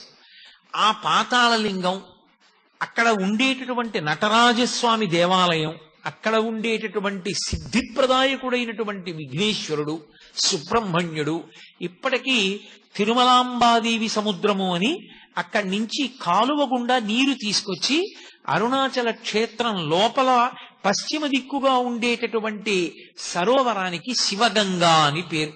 అది తిరుమలాంబా సముద్రం నుంచి ఒక కాలువ ద్వారా తీసుకొస్తారు. రెండవ పక్కన ఉండేటటువంటి తీర్థం బ్రహ్మతీర్థం. అలాగే మీకు అరుణాచలంలో ఖడ్గతీర్థం, సర్వతీర్థం, ఈశాన్య తీర్థం, అగస్త్య తీర్థం, బ్రహ్మతీర్థం, శివగంగ, యమున, ఎన్ని సరస్సులు ఉంటాయి. ప్రతి సరస్సుకి స్థల పురాణం ఉంది. ఒక్కొక్క సరస్సు ఒక్కొక్క కారణానికి వచ్చింది. అగస్త్య మహర్షి ప్రతి సంవత్సరం మార్గశీర్ష మాసంలో వస్తారట. వచ్చి తన శిష్యులతో గిరి ప్రదక్షిణం చేసి ఆ సరస్సులో స్నానం చేసి పెడతారు. ఒక్కొక్క సరస్సులో స్నానానికి ఒక్కొక్క ప్రత్యేకమైన విభూతి కలుగుతుంది. ఒక సరస్సులో స్నానం చేస్తే అపారమైన భక్తి కలుగుతుంది. ఒక సరస్సులో స్నానం చేస్తే సరస్వతి కటాక్షము కలుగుతుంది. ఒక సరస్సులో స్నానం చేస్తే పాప సంచయం అంతా కూడా దగ్ధమవుతుంది. అంత గొప్ప గొప్ప సరస్సులతో నిండి ఉంటుంది ఆ క్షేత్రం అంతా. స్వయంగా చతుర్ముఖ బ్రహ్మగారే అరుణాచల క్షేత్రంలో ఆరాధన చేసి స్నానం చేసేటటువంటి సరస్సు ఆ బ్రహ్మ సరస్సు అని పిలుస్తారు. అంత గొప్ప గొప్ప సరస్సులతో కూడుకుని స్థలవృక్షమైనటువంటి ఇప్ప చెట్టుతో ఉంటుంది. అరుణాచల క్షేత్రానికి వెళ్ళినటువంటి వాళ్ళు ఆ దేవాలయంలో పరమేశ్వరుడి పూజ చేసేటప్పుడు ఏ నామాలతో పూజ చెయ్యాలన్నది కూడా పరమశివుడు నిర్ణయం చేశాడు. అరుణాచల క్షేత్రంలో ఈ నామాలతోటే నాకు పూజ, ఇతర నామములు కూడా పలకవచ్చు, ఆడవచ్చు, కానీ ఈ నామములే నా దగ్గర పలకాలి, దాని చేత నేను ఎక్కువ ప్రీతి చెందుతాను. అలాగే అరుణాచల క్షేత్రానికి వచ్చిన వాళ్ళు అరుణాచలంలో కూర్చుని చక్కగా సామూహికంగా భక్తులందరూ కూర్చుని ఒకరు చెప్తుంటే మిగిలిన వాళ్ళు చెప్తూ ఉండాలి ఆ నామాలు. ఆ నామాలన్నీ గౌతమ మహర్షికి చెప్పి గౌతమ మహర్షి చేత సంకలనం చేయించాడు పరమేశ్వరుడు. మీ యొక్క సౌకర్యం కోసం నేను ఆ నామాలు తీసుకొచ్చాను. ఒకసారి మీకు నేను చదివి వినిపిస్తాను. అందున కార్తీక సోమవారం ఇవాళ ఏకాదశి తిథితో ఉంది, పరమపావనమైనటువంటి తిథి కనుక ఒకసారి వినండి. ఆయనే చెప్పినటువంటి నామాలు, అరుణాచల క్షేత్రంలో ఈ నామాలు చెప్పాలి అని. శోణాద్రీశుడు, అరుణాద్రీశుడు, దేవాధీశుడు, జనప్రియుడు, ప్రపన్న రక్షకుడు, ధీరుడు, శివుడు, సేవకవర్ధకుడు, అక్షిపేయామృతేశానుడు, స్త్రీ పుంభావ ప్రదాయకుడు, భక్త విజ్ఞప్తి సంధాత, దీనబంధ విమోచకుడు, ముఖరాంగ్రిపతి, శ్రీమంతుడు, మృడు, మృగమదీశ్వరుడు, భక్త ప్రేక్షణకృత్, సాక్షి, భక్త దోష నివర్తకుడు, జ్ఞాన సంబంధనాథుడు, శ్రీహాలాహల సుందరుడు, అహమైశ్వర్యదాత, స్మత్య సర్వాఘనాశకుడు, వ్యత్యస్త నృత్య ధృజధృక్, సకాంతి, నటేశ్వరుడు, సామప్రియుడు, కలిధ్వంసి, వేదమూర్తి, నిరంజనుడు, జగన్నాథుడు, మహాదేవుడు, త్రినేత్రుడు, త్రిపురాంతకుడు, భక్తాపరాధ సోఢుడు, యోగీశుడు, భోగనాయకుడు, బాలమూర్తి, క్షమారూపి, ధర్మరక్షకుడు, వృషధ్వజుడు, హరుడు, గిరీశ్వరుడు, భర్గుడు, చంద్రశేఖరావతంసకుడు, స్మరాంతకుడు, అంధకరిపుడు, సిద్ధరాజు, దిగంబరుడు, ఆరామప్రియుడు, ఈశానుడు, భస్మ రుద్రాక్షలాంఛనుడు, శ్రీపతి, శంకరుడు, స్రష్ట, సర్వ విఘ్నేశ్వరుడు, అనఘుడు, గంగాధరుడు, క్రతుధ్వంసి, విమలుడు, నాగభూషణుడు, అరుణుడు, బహురూపుడు, విరూపాక్షుడు, అక్షరాకృతి, అనాది, అంతర్హితుడు, శివకాముడు, స్వయం ప్రభువు, సచ్చిదానందరూపుడు, సర్వాత్మ, జీవధారకుడు,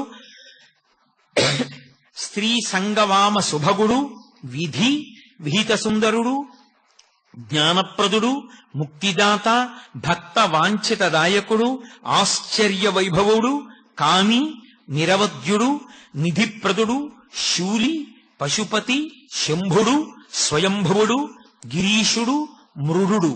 ఇవి అరుణాచల క్షేత్రానికి వెళ్ళినటువంటి భక్తులు తప్పకుండా కూర్చుని చెప్పవలసినటువంటి నామములు.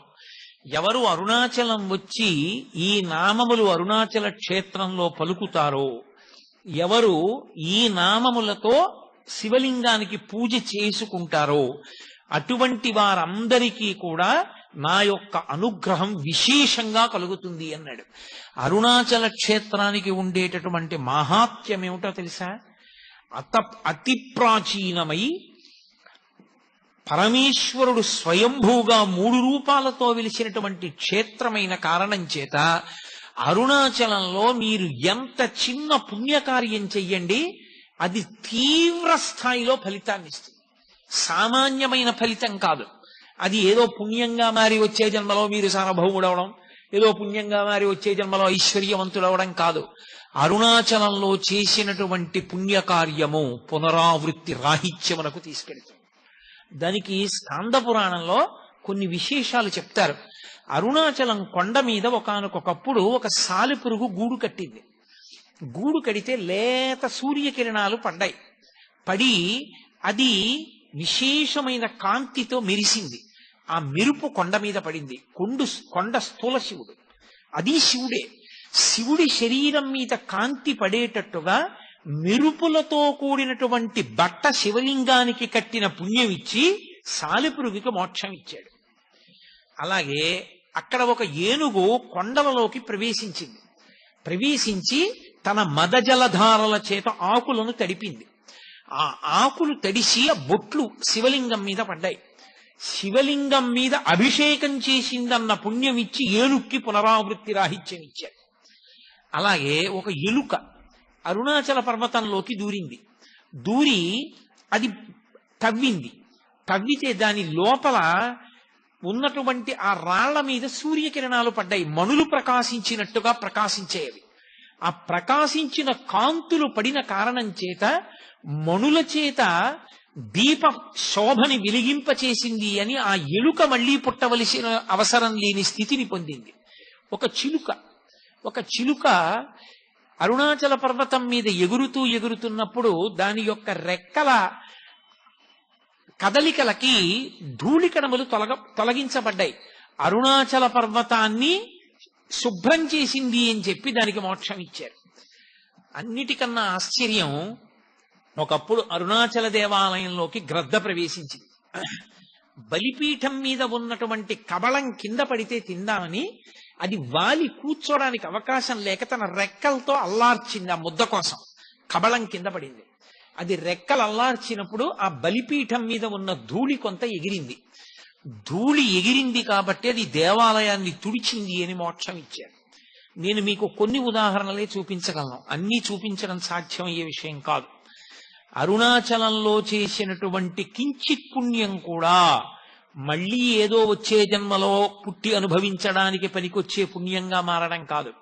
ఇక మళ్లీ పుట్టవలసిన అవసరం లేనంత గొప్ప జ్ఞానాన్ని ఇవ్వగలిగినటువంటి క్షేత్రం. అందుకే ఆ లింగము అగ్నిలింగము అనడానికి కారణం అదే. అక్కడ ఈశ్వరుడు అసుతోషుడు అని పేరు ఆయనకి. అసుతోషుడు అంటే విపరీతంగా సంతోషిస్తాడు. ఎందుకంత సంతోషం అంటే మీరు చెప్పలేరు, దానికి కారణం ఉండదు. నాకు ఆ మాట అన్నప్పుడు ఒకటి ఆ జ్ఞాపకం వస్తుంటుంది. నేను చాలా సంతోషం అంటుంటాను. అందులో నాకు ఈ చాలా సంతోషం అన్న మాట ఎక్కువ అనడం ఎప్పుడు అలవాటు అంటే ఫోన్ మాట్లాడుతున్నప్పుడు ఆ మాట అంటుంటాను. ఎవరైనా నేను చెప్తుంటే చాలా సంతోషం చాలా సంతోషం అంట. నన్ను ఎప్పుడు ఎవరు అడగలేదు. నన్ను ఒకసారి ఒక పిల్ల అడిగింది, అవతల ఫోన్లో మాట్లాడుతోంది. నేను తాతగారు రోజు స్కూల్కి వెడుతున్నాను. చాలా సంతోషం అమ్మా అన్నాను. బాగా చదువుకుంటున్నాను తాతగారు. చాలా సంతోషం అమ్మా అన్నాను. తాతగారండి అమ్మ చెప్పిన మాట వింటున్నాను. చాలా సంతోషం అమ్మా అన్నాను. తాతగారు మళ్ళీ మీరు వచ్చినప్పుడు మా ఇంటికి వస్తే మనం కలిసి ఆడుకుందాం తాతగారు ఉంది. చాలా సంతోషం అమ్మా అన్నాను. అన్నింటికీ అంత సంతోషం ఎందుకు తాతగారు అన్నది. ఇప్పుడు నేను తెల్లబోయాను. నిజమే, ఇదేంటి అన్నిటికీ అంత సంతోషం ఏమిటి నాకు అని. అంటే చాలా సంతోషం అనడం నాకు అలవాటు అయిపోయింది. చాలా సంతోషం అని నోటి మాటగా అంటాను నేను. ప్రతి చిన్నదానికి నిజంగా సంతోషపడిపోయి అనుగ్రహిస్తాడు అశుతోషుడైన పరమేశ్వరుడు. ఆ అశుతోష తత్వము పూర్ణముగా ప్రకాశిస్తుంది అరుణాచల క్షేత్రంలో. అందుకే అక్కడ చేసిన ఏ చిన్న పుణ్యకార్యమైనా అపారమైనటువంటి ఫలితాన్ని తీసుకొచ్చి సంక్రమింపచేస్తుంది. ఇప్పటికీ అరుణాచల క్షేత్రానికి దేవతలు, గంధర్వులు, యక్షులు, గంధర్వులు, కిన్నెరులు, కింపురుషులు వచ్చి పరమశివుణ్ణి సేవించి వెడుతుంటారు. భగవాన్ రమణుల దగ్గరికి శ్రీమతి తల్యార్ ఖాన్ అని ఒక ఆవిడను, పశ్చిమ దేశాల నుంచి వచ్చినటువంటి సాధకురాలు అరుణ అని ఒక ఆవిడ, ఇద్దరు ఉండేవారు. వాళ్ళిద్దరూ ఒకప్పుడు అరుణాచలం కొండ ఎక్కి కొండ మీద పడుకున్నారు. పడుకోవడం అంటే కొండ మీద ధ్యానం చేస్తున్నారు. వాళ్ళకి ధ్యానం చేస్తూ ఉండగా అద్భుతమైన సంగీతం వినపడింది. అందులో ఈ శ్రీమతి తల్యార్ ఖాన్ ఆవిడే పాతాళలింగ దేవాలయాన్ని అంతటినీ కూడా పునర్నిర్మాణం చేసింది. అప్పుడే రాజగోపాలాచారి గారు మనకి గవర్నర్ జనరల్ ఆఫ్ ఇండియా అని లాస్ట్ గవర్నర్ జనరల్ రాజగోపాలాచారి గారు గవర్నర్ జనరల్ గా ఉండగా ఆహ్వానించారు దాని ప్రారంభోత్సవానికి. ఆయన వచ్చి రమణుల గురించి ప్రసంగం చేసి రమణాశ్రమానికి వెళ్లే సమయం లేక వెళ్ళిపోతే గవర్నర్ గారు వెళ్ళారు. మీరు ఇప్పటికీ అవన్నీ రమణాశ్రమ లేఖల్లో చదవచ్చు, సూర్యనాగమ్మ గారి లేఖల్లో. కాబట్టి ఆ పాతాళలింగం దగ్గర ఎలాగ ఉండేవారో అలాగే ఈ విదేశాల నుంచి వచ్చినటువంటి అరుణ అన్న ఆవిడ పాతాళలింగ క్షేత్రాన్నంతటినీ పునర్నిర్మాణం చేసినటువంటి శ్రీమతి తల్యార్ ఖాన్, వీళ్ళిద్దరూ కొండ మీద ధ్యానంలో ఉంటే సంగీతం వినపడింది. శ్రీమతి తల్యార్ ఖాన్ కి మంచి సంగీత ప్రవేశం ఉంది. ఆవిడ దాన్ని నోట్స్ రాసుకుంది. నోట్స్ రాసుకుని వచ్చి భగవాన్ రమణులకు చెప్పింది. ఇది మెద్రాస్ పంపించింది ఆవిడ. పూర్వం రోజుల్లో అది మెద్రాస్, ఇప్పుడు చెన్నై. మెద్రాస్ పంపించి సంగీత విద్వాంసులకి చూపిస్తే ఇది అపూర్వ సంగీతం, ఇది గంధర్వులు యక్షులు మొదలైన వాటిలే పాడగలరు, అంత గొప్ప సంగీతం అన్నారు.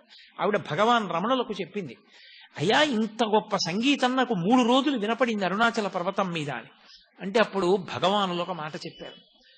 ఆది అన్నామలైలో నేను ఉండగా, ఆది అన్నామలై అంటే తూర్పున అరుణాచల దేవాలయం ఉంటుంది, పశ్చిమాన ఆది అన్నామలై ఉంటుంది, అది బ్రహ్మగారు ప్రతిష్ట.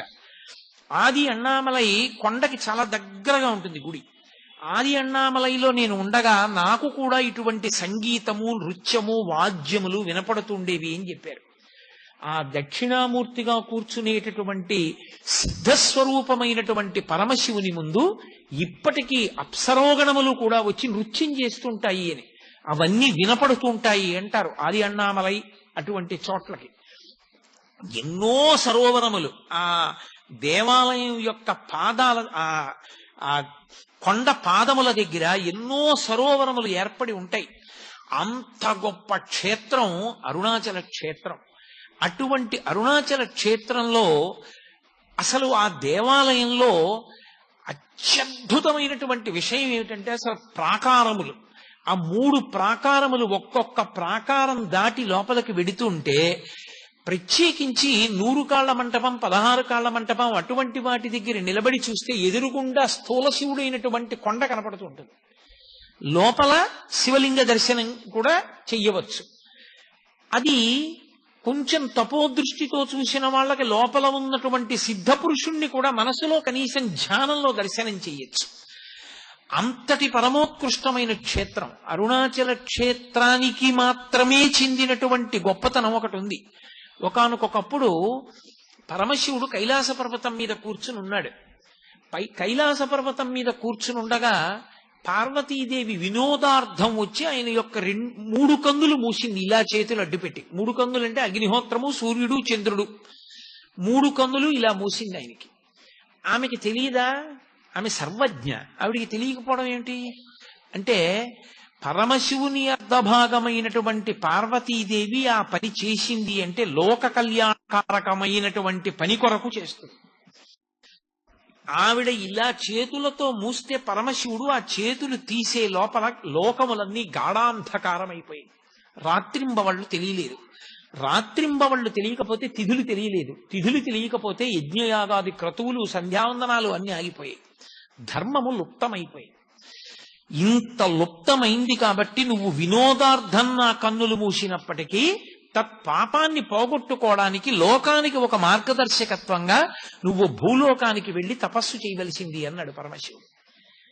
నేను అలాగే వెళ్లి తపస్సు చేస్తాను, భూలోకంలో ఎక్కడ కూర్చుని తపస్సు చేయమంటారు అని అడిగింది. మనకి అయోధ్య, మధుర, మాయా, కాశీ, కాంచీ, అవంతిక, పురీ, ద్వారవతి చైవ సప్తైతే మోక్షదాయక అని 7 మోక్షపురాలు. 6 ఉత్తర భారతదేశంలో ఉన్నాయి. దక్షిణ భారతదేశంలో ఉన్న ఏకైక మోక్షపురి కాంచీపురం. కాబట్టి కాంచీపురం వెళ్లి కాంచీపురంలో తపస్సు చెయ్యి అన్నాడు. ఆవిడ కాంచీపురంలో కొంత మట్టి తీసి శివలింగంగా పెట్టి ఆవిడ ఆ శివలింగాన్ని ఆరాధన చేస్తోంది తపస్సు చేస్తూ. పక్కన ఆమె యొక్క శక్తులన్నీ మొహరించి ఉన్నాయి, దుర్గా మొదలైనటువంటి వాళ్ళు. పరమశివుడు ఆమె భక్తిని లోకానికి చాటి చెప్పాలనుకున్నాడు. ఆమె భక్తిని పరిశీలించడం ఎందుకు పరమశివుడికి తెలియదా? అక్కడ ఉండేటటువంటి నదిలో వరదలొచ్చి పెద్ద ఎత్తున వరద వస్తోంది. అమ్మా అమ్మా వరద వస్తోంది, బయటికి వచ్చేయి అన్నారు. అమ్మవారు ఆ నది వరద చూసి భయపడింది. భయమెరగని తల్లి, భయాలు పోగొట్టే తల్లి భయపడి కంపా అందావిడ. ఆ నదిని కంపా నది అని పిలుస్తారు. ఆ కంపా నది వచ్చి శివలింగాన్ని ఎక్కడ కొట్టుకుపోతుందో సైకతలింగం అని ఆవిడ గట్టిగా కౌగిలించుకుంది ఆ శివలింగాన్ని. కొట్టుకుపోతే నేను కూడా కొట్టుకుపోవాలి తప్ప శివలింగం కొట్టుకుపోకూడదని. నేను ఉమాలింగన సంక్రాంత కుచకం కణముద్రితం లింగమేకామ్రనాథస్య సైకతం సముపాస్మహే అంటారు.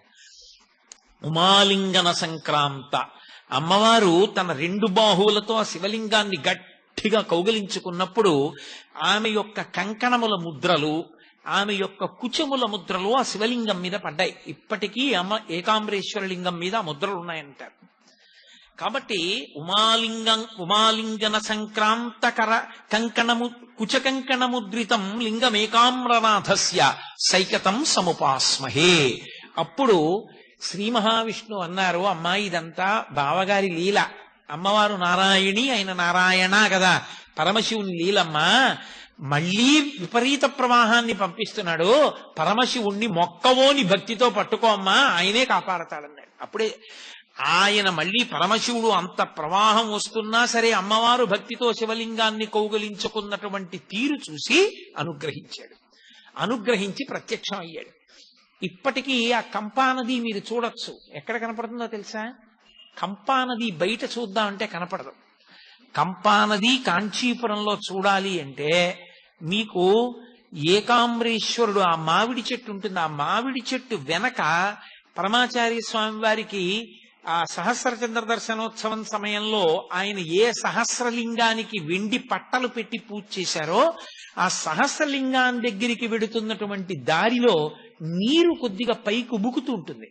అక్కడ అంతర్వాహినిగా కంప వెడుతూ ఉంటుంది. మీరు ఇంకా బాగా చూడాలంటే ఎవరైనా తెలుసున్న వాళ్ళు ఉంటేనే తలుపు తీస్తారు. ఏకాంబరేశ్వర దేవాలయం లోపలికి వెడుతున్నప్పుడు ఎడం చేతి పక్క గేటు తాళం వేసి ఉంటుంది. ఆ తాళం తీయించి లోపలికి వెడితే మీకు ప్రపంచంలో ఎక్కడా కనపడని విఘ్నేశ్వరుడు కనపడతాడు. ఆయన ఓ పెద్ద నగారా ఒకటి పెట్టుకుని ఆ ఢంకా మోగిస్తుంటాడు. ఢంకా విఘ్నేశ్వరుడు అంటారు. రెండు కర్రలు చేత్తో పట్టు కొడుతుంటాడు. కాంచీపురంలో ఉత్సవం జరిగితే మొట్టమొదట ఆయనకి వెళ్ళి చెప్తారు. చెప్తే ఆయన ఢంకా వాయించి చెప్తాడు అందరికీ ఉత్సవం ఉంది రెండని. ఆ ఢంకా విఘ్నేశ్వరుడి దేవాలయానికి ఎదురుగుండా 1000 కాళ్ల మంటపం ఉంది. ఇప్పుడు ఆ మంటపంలోకి ఎవరు వెళ్ళలేరు, కొన్ని లక్షల గబ్బిలాలతో నిండిపోయింది అది. ఒకప్పుడు శివకేశవులు ఇద్దరికి, వరదరాజస్వామికి ఏకాంబరేశ్వరుడికి కళ్యాణం ఒకే మంటపంలో చేసేవారు అక్కడ. ఇప్పుడు ఆ మంటపం అంతా గబ్బిలాలే, అడుగు కూడా పెట్టలేరు. ఆ మంటపానికి ఎదురుగుండా నడిస్తే కుడి చేతి వైపు ఒక పెద్ద తొట్టెలా కనపడుతుంది గోడతోటి. దాని దగ్గరికి వెళ్ళి మీరు చూస్తే నీరు నిండి ఉంటుంది. అది కంపానది. అక్కడ ఇప్పటికీ కంపా ప్రవాహం అక్కడుంది. ఆ తల్లికి పరమశివుడు అప్పుడు ప్రత్యక్షం అయ్యాడు. ఆ శివలింగాన్ని కౌగిలించుకున్నప్పుడు ప్రత్యక్షమై నీవు చేసినటువంటి అపరాధమునకు తగిన ప్రాయశ్చిత్తం పూర్తయింది. ఇప్పుడు నిన్ను నేను స్వీకరించడం అరుణాచలంలో చేస్తాను, కాబట్టి అరుణాచల క్షేత్రానికి వెళ్లి గిరి ప్రదక్షిణం చేయమన్నాడు. అంటే అమ్మవారు అరుణాచల క్షేత్రానికి వచ్చి ఇక్కడ నాకు ఈ అరుణాచల వైభవాన్నంతటినీ కూడా తెలియచేయబడవలసిన అవసరమున్న తల్లి అని కాదు. వినడం సంతోషం పిల్లల దగ్గర, చెప్పగలిగిన సమర్థుడెవరని చూసింది. గౌతమ మహర్షి, ఇంకెవరు అంతటి శివభక్తుడు. గౌతమ మహర్షి ఎదురేగి అమ్మవారు వస్తుంటే పురాణంలో వర్ణిస్తారు. అమ్మవారి శరీరంలోంచి మరకతమణి కాంతులు వచ్చేయట. నల్లగా ఉంటుంది కదా తల్లి, మరకతమణి కాంతులు వస్తుంటే గౌతమ మహర్షి ఎదురేగి అమ్మవారిని తీసుకొచ్చి కూర్చోపెట్టి అరుణాచల వైభవం అంతటినీ చెప్పాడు. గౌతమ మహర్షి చెప్పిన అరుణాచల వైభవంలోంచి, ఆ దేవాలయ వైభవంలోంచే నేను మీకు ఇప్పటి వరకు చెప్పిన ప్రసంగం చెప్పాను. కాబట్టి అది అమ్మవారికి చెప్పిన ప్రసంగం. ఆ అమ్మవారికి ఇవన్నీ చెప్పి ఆమె ఆ తల్లి అక్కడే ఉండి పరమశివుని యొక్క అనుగ్రహానికి ఎదురు చూస్తోంది. ఆ ఎదురు చూస్తున్న రోజులలో మహిషాసురుడు అమ్మవారిని మోహించి అక్కడికి వచ్చి అమ్మవారితో యుద్ధం చేశాడు. మహిషాసుర సంహారం చేసింది ఆ తల్లి. మహిషుడి శరీరం కింద పడిపోయిన తర్వాత ఆవిడ తేరిపారి చూసేటప్పటికీ ఆయన కంఠం తెగి కంఠంలో నుండి నెత్తుటితో శివలింగం కనపడింది. అరే శివలింగం నెత్తుటితో ఉందేమి అని ఆవిడ ఇలా పైకి తీసింది. అది చేతికి అంటుకుపోయింది. ఆ శివలింగం చేతికి అంటుకుపోతే ఆవిడ గౌతమ మహర్షిని అడిగింది, ఇదేమిటి శివలింగం ఇలా అంటుకుంది అని. అమ్మాయిన మహాశివభక్తి తత్పరుడమ్మా మహిషాసురుడు, కంఠంలో శివలింగాన్ని ఉంచుకున్నవాడు ఉంది. అంతటి మహాశివభక్తి తత్పరుణ్ణి నేను వధించానే అని అమ్మవారు చిన్నబుచ్చుకున్నప్పుడు పరమశివుని యొక్క అశరీరవాణి వినపడింది. వాడు సరి అయిన దీక్షా స్వీకారము చెయ్యకుండా అమంత్రకంగా శివలింగాన్ని కంఠంలో ఉంచుకున్నాడు. అందుకని బుద్ధి ఘోరమైన వైపుకి తిరిగిపోయింది. అందుకుని నీ చేత మరణించాడు. నీ చేత అంటుకున్న శివలింగం ఊడి కింద పడాలి అంటే నువ్వు ఒక పరమోత్కృష్టమైన తీర్థమునందు స్నానం చెయ్యాలి. ఆ శివలింగం ఊడి పడిపోతుంది. పడిపోయినప్పుడు దాన్ని అక్కడ ప్రతిష్ఠ చేయమన్నారు. అప్పుడు గౌతమ మహర్షి అన్నారు, అమ్మా నీకు ఇంకొక తీర్థం ఎందుకమ్మా, ఏ చేత్తో ఇంకొక చేత్తో కత్తి పట్టుకున్నావో ఆ చేతితో నీ ఎదురుగుండా ఉండేటటువంటి శిల మీద ప్రహారం చెయ్యి అన్నారు. ఆమె తన చేతిలో ఉన్న కత్తి తీసి ఎదురుగుండా ఉన్నటువంటి శిల మీద ప్రహారం చేసింది. ఆ శిల బద్దలై అందులోంచి గంగ పుట్టింది. దాన్ని ఖడ్గతీర్థము అంటారు. ఆ ఖడ్గతీర్థంలో స్నానం చేస్తే సమస్త పాపములు ఉపశమిస్తాయి. నా ప్రసంగాలు అయిపోయే లోపల కావాలంటే మీకు నేను ఆ ఫోటోలన్నీ చూపించగలను. అరుణాచలం వెడితే కదా అవన్నీ చూపించగలగడం, ఇక్కడ నేను చూపించగలిగింది ఫోటోలు ఒకటే చూపించగలను. కాబట్టి ఆ ఖడ్గతీర్థంలో స్నానం చేస్తే శివలింగం ఊడి పడిపోయింది. పడిపోతే అప్పుడు ఆ శివలింగాన్ని ఆవిడ ప్రతిష్ఠ చేసింది. ఇప్పటికీ ఉన్నాయి అరుణాచలంలో. అవన్నీ దర్శనం చేయాలనుకున్న వాళ్ళు అవన్నీ దర్శనం చేయొచ్చు. పచ్చయ్యమ్మన్ కోవెల్ అంటారు. ద్రవిడ దేశంలో అమ్మవారి కోవెలని పచ్చయ్యమ్మన్ కోవెల్ అంటారు. పచ్చయ్యమ్మన్ కోవెల్ అంటే పచ్చటి మణికాంతి కలిగిన తల్లి అని. పచ్చటి మణి, మరకత మణి ఎలా ఉంటుందో అటువంటి కాంతి కలిగినటువంటి శరీరం ఉన్న తల్లి అని. భగవాన్ రమణులు తరచుగా ఆ దేవాలయం దగ్గరికి వెడుతూ ఉండేవారు. ఆ ఖడ్గతీర్థం దగ్గర తల్లి స్నానం చేసి ప్రదక్షిణం చేస్తోంది. అప్పుడు పరమశివుడు సంతోషించి గిరి రూపంలోంచి బయటికి వచ్చి అమ్మవారిని చెయ్యిచ్చి స్వీకరించాడు. స్వీకరించి ఆయన ఒక మాట చెప్పాడు. తన ఎడం చేత్తో పట్టుకుని అమ్మవారిని తొడ మీద కూర్చోపెట్టుకుని, ఇంట్లో పిల్లవాడు, పసిపిల్లవాడు ఉన్నాడు సుబ్రహ్మణ్యుడు, పాల కోసం ఏడుస్తున్నాడు. పిల్లవాడు పాల కోసం ఏడుస్తున్నా సరే నన్ను చేరుకోవాలన్న తాపత్రయంలో పాప పరిహారం చేసుకోవడానికి కాంచీపురం వెళ్లి తపస్సు చేసి అరుణాచలం వచ్చి మహిషాసుర సంహారం చేసి ఖడ్గతీర్థాన్ని సృష్టించి అందులో స్నానం చేసి శివలింగ ప్రతిష్ఠ చేసి గిరి ప్రదక్షిణం చేసి నన్ను చేరుకున్నావు కనుక కొడుక్కి కూడా పాలివ్వకుండా భర్త మీద ప్రేమతో ఇంత కష్టపడ్డదానివి కాబట్టి కొడుకు చేత కూడా తాగబడని కుచములున్న తల్లివి కాబట్టి అపిత కుచాంబ అన్న పేరుతో నన్ను చేరు అని పిలిచాడు. అందుకని అమ్మవారికి అరుణాచల క్షేత్రంలో ఉన్న తల్లికి అపిత కుచాంబ అని పేరు. అందుకొచ్చింది ఆ పేరు. తాత్వికంగా చూస్తే అమ్మవారి పాలు తాగిన వాడికి శివజ్ఞానం వస్తుంది. అందరికీ దొరికేది కాదు అని చెప్పడానికి. కాబట్టి అపిత కుచాంబ అన్న పేరు ఆయన ఇచ్చి అమ్మవారి చేతి వంక చూశాడు. పార్వతి, ఏమిటి నీ చేతిలో ఉన్న సౌగంధికా పుష్పము అని అడిగాడు. అంటే తల్లి అంది, నేను కైలాసం నుంచి బయలుదేరి కాంచీపురం చేరేటప్పుడు మిమ్మల్ని ఆరాధించడానికి మానస సరోవరంలో వాడిపోనటువంటి ఒక కలవ పువ్వు అత్యంత సుగంధభరితమైన దాన్ని పట్టుకుని బయలుదేరాను. దానితోనే పూజ చేశాను. ఆ పుష్పమే నా చేతిలో ఉంది. దాని సుగంధమే ఈ సుగంధం అంది. అందుకే అమ్మవారి చేతిలో పువ్వు. ఆ తల్లి పరమశివుణ్ణి అడిగింది, ఏమి మీ దగ్గర ఇంత సువాసన వస్తోంది, ఇంత గొప్ప సువాసన చాలా అద్భుతంగా ఉంది అంటే పరమశివుడు అన్నాడు, నా పేరే సుగంధి, సుగంధిం పుష్టివర్ధనం అని కదా. కానీ పార్వతి, అసలు ఇంత సుగంధం రావడానికి కారణం చెప్తాను చూడు. పూర్వం ఒక దైత్యుడు నా గురించి తపస్సు చేశాడు. అతను తపస్సు చేసి చేసి చేసి చేసి నా కోసం అలమటించాడు. నేను ఆయనకి ప్రత్యక్షం అయ్యాను. పులక ఏం కావాలని అడిగాను. ఆయన పేరు పులకుడు, ఆ దైత్యుడి పేరు. పులక నీకేం కావాలని అడిగాను. ఆయన అన్నాడు, ప్రపంచంలో ఎవరికీ లేనంత సుగంధం నా శరీరంలోంచి సహజంగా రావాలి. అటువంటి సుగంధం నా శరీరం నుంచి వచ్చేటట్టుగా నన్ను అనుగ్రహించన్నాడు. అప్పుడు నేను బాగా ఆలోచించి ఆయన్ని పునుగు పిల్లిగా మార్చాను. అది మొదటి పునుగు పిల్లి సృష్టిలో. ఆ పునుగు పిల్లి శరీరంలోంచి పునుగు వస్తుంది. ఆ పునుగు వాసనకి దేవతాకాంతలు కూడా ఆకర్షింపబడి పిల్లి వెంట పరిగెత్తారు. అప్పుడు దేవతలందరూ నా దగ్గరికి వచ్చి, అయ్యా మీరు పులకుణ్ణి పునుగు పిల్లిగా మార్చారు. పునుగు పిల్లి యొక్క పునుగు సువాసనకి మా భార్యలందరూ ఆ పిల్లి వెంట పరిగెడుతున్నారు. కాబట్టి మీరు అనుగ్రహించి ఆ దైత్యుడి శరీరం పడిపోయేటట్టుగా చేసి మా భార్యల్ని మాకు ఇప్పించండి అన్నారు. నేను పులకుణ్ణి పిలిచాను. పులకా, నీ శరీరం వదిలిపెట్టేసేయి, దేవతాకాంతలు నీ వెంట పడుతున్నారట, దేవతలు బాధపడుతున్నారన్నాడు. అంటే ఆయన అన్నాడు, అలాగే వదిలిపెట్టేస్తాను నా శరీరం, కానీ ఒక వరం ఇవ్వండి. నా వంశంలో పుట్టేవన్నీ పునుగు పిల్లులు అవ్వాలి. సాధారణంగా మా వంశంలో పుట్టినటువంటి ఆ ప్రతి మృగం యొక్క పునుగు మీకు చేరాలి. అది మీరు అలదుకున్నప్పుడు మీ యందు శృంగార భావన కలగాలి. మీరు అమ్మవారితో కలిసి పరమ సంతోషంగా ఉల్లాసంగా భక్తజనులందరినీ ఆనందంగా చూడాలి. వాళ్ళ కోరికలు ఈడేర్చాలి. నన్ను అనుగ్రహించమని అడిగాడు. అందుకే అదిగో ఆ పులకుని యొక్క వంశంలో వచ్చినటువంటి జాతి పిల్లులే ఈ పునుగు పిల్లులు ఇప్పుడున్నాయి. ఆ పులకుడు శరీరం వదిలిపెట్టేటప్పుడు అతని శరీరంలో ఉన్న పునుగు నాకు అలదాడు. ఆ పునుగు వాసన ఇది పార్వతి, అందుకునంత సుగంధభరితంగా ఉన్నాను ఇక్కడ నేను అన్నాడు.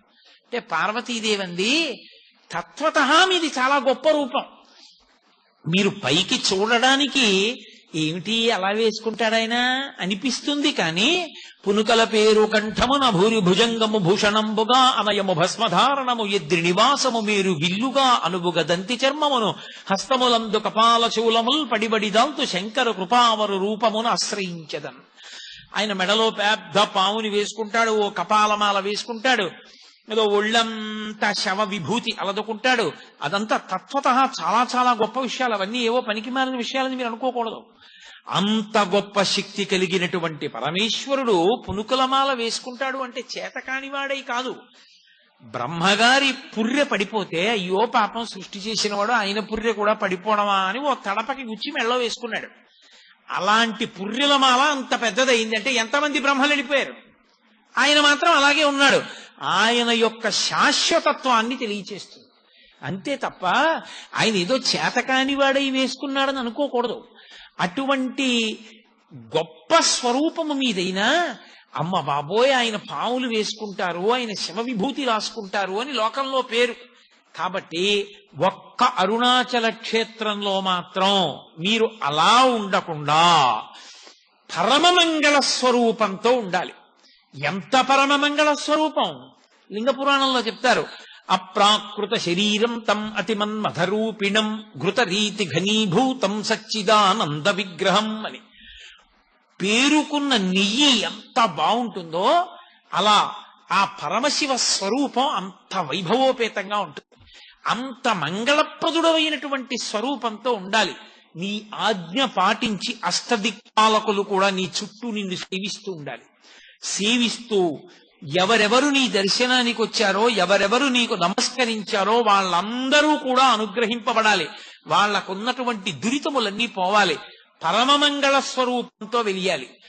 కోటి సూర్య ప్రతీకాశం సర్వావయవ సుందరం విచిత్రవసంచాధ నానాభూషణ భూషితం అని ఆయన సుప్రసన్నం సులావణ్యం సుహాసంచ మనోహరం గౌరాభం ద్యుతి సంయుక్తం చంద్రరేఖా విభూషితం సూర్యేణ చిత్రితం మూర్ధ్ని చంద్రదండ విరాజితం గంగా చ యమునా చైవ విధత్తు స్మనుచామరే అని వ్యాస భగవానుడు శివమహాపురాణంలో వర్ణించినట్టు ఒక అతిమంగళ స్వరూపం అంటారు దాన్ని. అసలు శివుని యొక్క యథార్థ స్వరూపం అలా ఉంటుంది.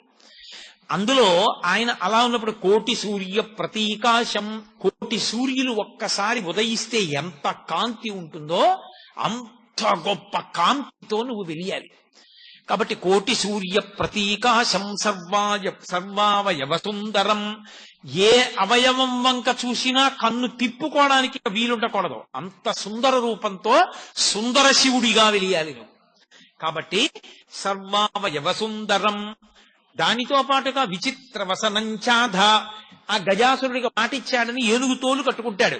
ఇక్కడ నువ్వు ఏనుగు తోలు కట్టుకోకూడదు, చీనాంబరములు మంచి పట్టుపుట్టాన్ని కట్టుకోవాలి. విచిత్ర వసనంచాధ నానాభూషణ భూషితం. అద్భుతమైనటువంటి అలంకారములన్నీ చేసుకోవాలి. దానితో పాటుగా సుప్రసన్నం సులావణ్యం సుహాసంచ మనోహరం. అతి ప్రసన్నమైనటువంటి స్వరూపంతో ఉండాలి. ఎవరైనా వచ్చి నీ కాళ్ళ మీద పడిపోవచ్చు, అంత ప్రసన్నుడవై ఉండాలి, అంత సులభుడవై ఉండాలి. సుప్రసన్నం సులావణ్యం సుహాసంచ మనోహరం. మంచి చిరునవ్వు నవ్వుతూ ఉండాలి. నీలో నువ్వు రమిస్తూ కన్నులు మూసుకుని అరమోడ్పు కన్నులతో ఉండకూడదు, కన్నులు తెరిచి నవ్వుతూ ఉండాలి.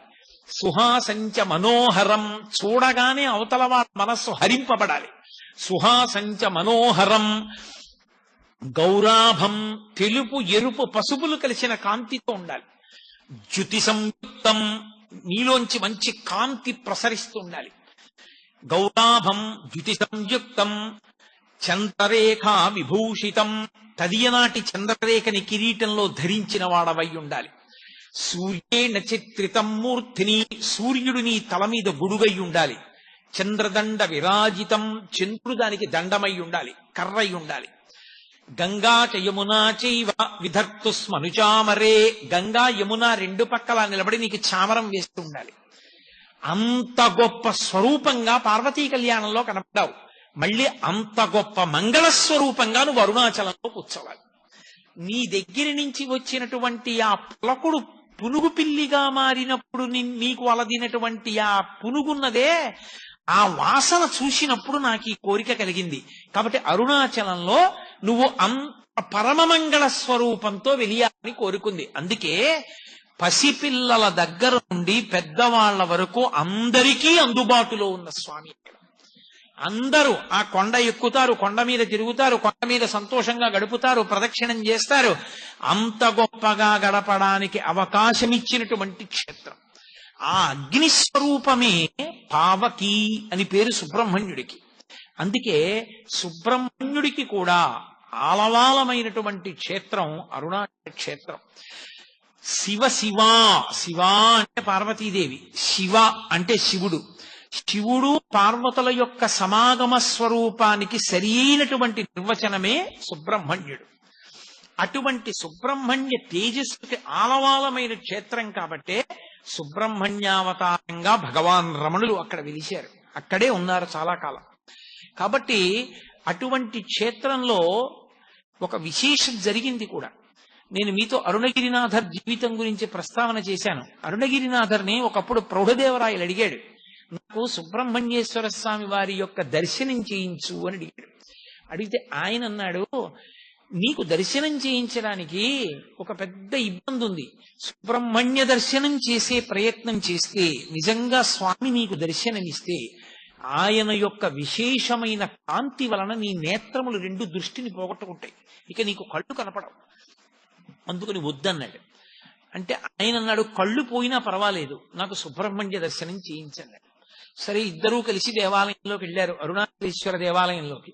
సుబ్రహ్మణ్యేశ్వర స్వామి ముందు నుంచి అరుణగిరినాథర్ స్తోత్రం చేశాడు. సుబ్రహ్మణ్యుడు ప్రౌఢదేవరాయల వారికి ఎదురుగుండా ఉన్న స్తంభంలోంచి ప్రత్యక్షమై ప్రకాశించాడు. ఆయన కనపడగానే ప్రౌఢదేవరాయల వారి రెండు కళ్ళు పోయాయి. కళ్ళు పోగానే మళ్ళీ అరుణగిరినాథర్కి బాధ కలిగి, అయ్యో రాజు కళ్ళు పోయాయని మళ్ళీ సుబ్రహ్మణ్యుడిని ప్రార్థించాడు కళ్ళిమ్మని. మళ్ళీ సుబ్రహ్మణ్యుడు ప్రౌఢదేవరాయల వారికి కళ్ళిచ్చేశాడు. అందుకే ఇప్పటికీ కూడా ఈ కథ జరిగినటువంటిది, ఈ వైభవం జరిగినటువంటిది కాబట్టి ఆ క్షేత్రంలో సుబ్రహ్మణ్య దేవాలయాన్ని ప్రత్యేకంగా ఒక పేరుతో పిలుస్తారు. తిరు కంబత్తి నాయలార్ దేవాలయము అని పిలుస్తారు దాన్ని. ప్రౌఢదేవరాయల వారికి తన దర్శనమిచ్చి కళ్ళు పోతే మళ్ళీ కళ్ళిచ్చినటువంటి క్షేత్రం కాబట్టి అంత గొప్పగా అమ్మవారి కోరిక తీర్చడానికి పరమమంగళప్రదమైన స్వరూపంతో పరమశివుడు వెలిసినటువంటి క్షేత్రం సుబ్రహ్మణ్యేశ్వర స్వామి వారు వెలిసినటువంటి క్షేత్రం. ఆ క్షేత్రంలో మీతో నేను భళ్ళాల మహారాజు గారికి పరమేశ్వరుడు ఎంత అనుగ్రహాన్ని కురిపించాడో మనవి చేశాను. ఆ తరువాతి కాలంలో, ఈ మధ్య కాలంలో జరిగినటువంటి సంఘటనగా చెప్తారు పెద్దలు. ఒక గొప్ప ఐశ్వర్యవంతురాలు ఒంటి నిండా నగలు పెట్టుకుని తిరువణ్ణామలై అంటారు అరుణాచలాన్ని. తిరువణ్ణామలైలో ఒక పెళ్లికి వెళ్లడం కోసమని రైల్వే స్టేషన్ లో దిగింది. బాగా చీకటి పడిపోయింది అప్పటికే రాత్రి. ఆమె ఒక జట్కా మాట్లాడుకుని ఆ చిరునామా చెప్పి నన్ను నా ఇంటికి తీసుకెళ్లమని అడిగింది. ఆ జట్కా బండివాడు ఈమె ఎక్కినటువంటి బండిని అరుణాచలం అరణ్యం ఆ కొండ మొదట్లోకి తీసుకుపోతున్నాడు. ఆవిడికి అర్థమైంది, నన్ను దోచుకోవడానికి తీసుకెళ్తున్నాడు. ఆమె గట్టిగా అరిచింది, ఎక్కడికి తీసుకెళ్తున్నాడు, నోరు మొయ్యి, నోరెత్తే చంపేస్తానన్నాడు. ఆమెకి చేసేదేమీ లేక భయపడిపోయి నిశ్శబ్దంగా కూర్చుని, ఆ చీకట్లో తనని రక్షించే వాళ్ళు లేరని ఆ పొదల్లో చెట్ల మధ్య నుంచి జట్కా వెళ్ళిపోతుంటే ఆమె అరుణాచల శివ, అరుణాచల శివ, అరుణాచల శివ అని మనసులో స్మరించింది. అకస్మాత్తుగా అక్కడికి 4 పోలీస్ కానిస్టేబుల్స్ వచ్చారు. మేము ఇక్కడ బీట్ తిరుగుతున్నాం, ఈ జక్క ఈ లోపలికి ఎందుకు వచ్చింది, ఇంత లోపలికి అరణ్యంలోకి ఎందుకు తీసుకొచ్చామని అడిగారు. వాడు భయపడిపోయాడు. ఆవిడ్ని విడిపించారు, తీసుకెళ్లారు, పెళ్లి వాడి ఇంట్లో దింపేశారు. ఆవిడ్ని తీసుకెళ్తున్నప్పుడు ఆవిడ ఆ పోలీసులు నెంబర్లు అడిగింది. నెంబర్లు అడిగి వాళ్ళ ఇంటికి వెళ్ళి పెళ్లి అయిపోయిన తర్వాత, నేను అంత కష్టంలో ఉంటే నా ఒంటి మీద అన్ని నగలున్నా వాళ్ళు నన్ను సురక్షితంగా చేర్చేశారు, కాబట్టి ఆ 4 పోలీసులకి మీరు ఏదైనా క్యాష్ అవార్డు ఇవ్వవలసింది అని ఆ పోలీస్ నెంబర్స్ ఇస్తూ ఆవిడ కొంత పైకాన్ని కూడా ప్రభుత్వానికి పంపితే, అసలు తమిళనాడు గవర్నమెంట్ సర్వీస్ లో ఆ నెంబర్లతో ఉన్న పోలీసులు లేరు అని తెలిసి, అరుణాచలేశ్వరుడే ఆ తల్లిని ఆ రూపంతో ఆదుకున్నాడు. కాబట్టి ఆనాడు ఈనాడు అని కాదు, అరుణాచల శివ అరుణాచల శివ అరుణాచల శివ అన్న నామము అంత గొప్ప నామము. ఆ క్షేత్రం పేరెత్తిన, ఆ క్షేత్రంలో ఉండేటటువంటి పరమశివుని యొక్క పేరు స్మరించిన ఉత్తర క్షణంలో ఈశ్వరానుగ్రహం కలుగుతుంది. అక్కడ ఉన్న తల్లి అపితకుచాంబ. అపితకుచాంబ ఆ తల్లి దయార్ద్ర హృదయ, పరమ సంతోషాన్ని పొందినటువంటి క్షేత్రం.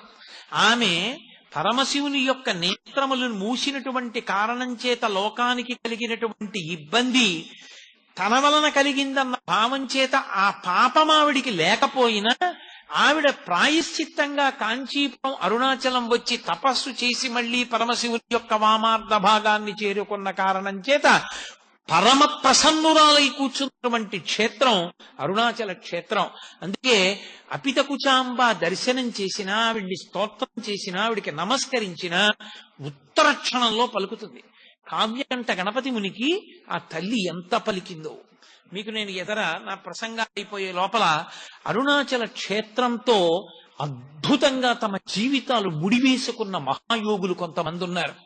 అందులో మొట్టమొదటి వారి శేషాద్రి స్వామి. శేషాద్రి స్వామి రమణ మహర్షులు ఇక్కడ ఉన్నారని కనిపెట్టారు. శేషాద్రి స్వామి అసలు అరుణాచలం అంటే మారుపేరుగా మారిపోయిన వారు మహానుభావులు భగవాన్ రమణులు. అలాగే భగవాన్ రమణుల ఆశ్రమంలో ఆయన ఎప్పుడు మాట్లాడేవారు కాదు, మౌనస్వామి అని పేరు. ఆయన ఎప్పుడైనా నోరు విప్పి ఒక్క మాట మాట్లాడితే ఆయన మాట్లాడిన మాటల్ని వెంటనే పోస్ట్ కార్డు మీద రాసి వాళ్ళ అన్నయ్య గారికి పంపిస్తూ ఉండేవారు, సూరి నాగమ్మ గారు. ఆవిడ వ్రాసిన లేఖల వలన రమణ మహర్షి మాట్లాడిన మాటలన్నీ ఇవాళ లోకానికి అందేయి. అంతటి మహాతల్లి సూరి నాగమ్మ గారు. అలాగే భగవాన్ రమణులకు ఆ పేరు ఉంచినటువంటి వారు రమణుల యొక్క పరిపూర్ణమైన అనుగ్రహాన్ని పొంది నైరుతిలింగం దగ్గర తపస్సు చేసి షట్చక్రభేదం వరకు చెయ్యగలిగినటువంటి స్థితికి ఎదిగిపోయిన వారు కావ్యకంఠ గణపతి ముని. వీళ్ళందరికీ అరుణాచల క్షేత్రంతో గొప్ప అనుబంధం. నేను ఈ ప్రసంగాలు పూర్తి చేసే లోపల అరుణాచల వైభవాన్ని ఈ కోణాల్లో, ఈ మహాయోగుల యొక్క జీవితాలు, వాళ్ళ జీవితాల్లో తటస్థించిన సంఘటనలు, అరుణాచల పర్వతంతో, అరుణాచల శివునితోటి వాళ్లకున్న అనుబంధము, ఈ విశేషాల గురించి నేను ప్రతిరోజు ఆ యోగుల జీవితాలతో కలిపి మీకు చూపించే ప్రయత్నం చేస్తాను. అప్పుడు ఆ రమణుల యొక్క తత్వము, అరుణాచల క్షేత్ర వైభవము రెండు కలిపి ప్రకాశింపచేసేటటువంటి అవకాశం కుదురుతుంది. నేను మీతో మనవి చేశాను, అరుణాచల క్షేత్రంలో అత్యంత ప్రధానమైనది ఇది అని అడిగాడు గౌతమ మహర్షి పరమశివుడు. ఇక్కడ నేను చాలా తొందరగా ప్రీతి చెందేది దేనికో తెలుసా? ప్రదక్షిణము చేత అని చెప్పాడు శివుడు. ఇక్కడ ప్రదక్షిణం చేస్తే అసలు దాని వలన వచ్చేటటువంటి ఫలితాన్ని చెప్పడం సాధ్యం కాదు. అది ఎంత ఫలవంతమో రేపు మీకు చూపిస్తాను. అరుణాచల గిరి ప్రదక్షిణం అంత గొప్పది. కామకోటి పీఠాధిపతులైన పరమాచార్య స్వామి తరచుగా చెప్తుండేవారు, వెళ్ళి అరుణాచలానికి ప్రదక్షిణం చెయ్యండి అంటుండేవారు. ఏదో ఒళ్ళు పెద్దదైపోయింది, బరువు ఎక్కువైపోయింది, ఏం చేయమంటారని అడిగితే ఒక ఆయన, అరుణాచలంలో 15 రోజులు ఉండి రోజు గిరి ప్రదక్షిణం చెయ్యి, ఆరోగ్యానికి ఆరోగ్యం కుదురుతుంది, బరువు తగ్గుతుంది, ఈశ్వరానుగ్రహం కలుగుతుంది అని చెప్తుండేవారు. అంత గొప్పది గిరి ప్రదక్షిణం. రెండవది అరుణాచల జ్యోతి. అరుణాచల జ్యోతి అంత గొప్పది. ప్రత్యేకంగా అదే ఒక గొప్ప జ్యోతి, కొండ జ్యోతి. ఇప్పటికీ కొంతమందికి అరుణాచల శివలింగం దర్శనం చేస్తున్నప్పుడు కూర్చున్న భగవాన్ రమణులు కనపడుతూ ఉంటారు. ఇప్పటికీ ఎందరో పెద్దలు అరుణాచల పర్వతంలో జ్యోతులను దర్శనం చేసిన వాళ్ళు, జ్యోతులు వెడుతుండగా చూసిన వాళ్ళు, జ్యోతులు పైకి లేస్తుండగా చూసిన వాళ్ళు, కొండనంతటిని ఒక జ్యోతిగా దర్శనం చేసిన వాళ్ళు ఎందరో ఉన్నారు. అంత గొప్ప క్షేత్రం. అందుకే రేపు ద్వాదశి శుభదినం కనుక రేపటి రోజు మాత్రం అరుణాచల గిరి ప్రదక్షిణం గురించి, అరుణాచలంలో జరిగేటటువంటి కార్తీక జ్యోతి ఉత్సవం గురించి, అసలు ఆ జ్యోతి, ఆ వైభవం, అది ఎన్ని రోజులు జరుగుతుంది, దాని వైభవం ఏమిటి అన్న విషయాల గురించి రేపటి రోజున ప్రస్తావన చేస్తాను.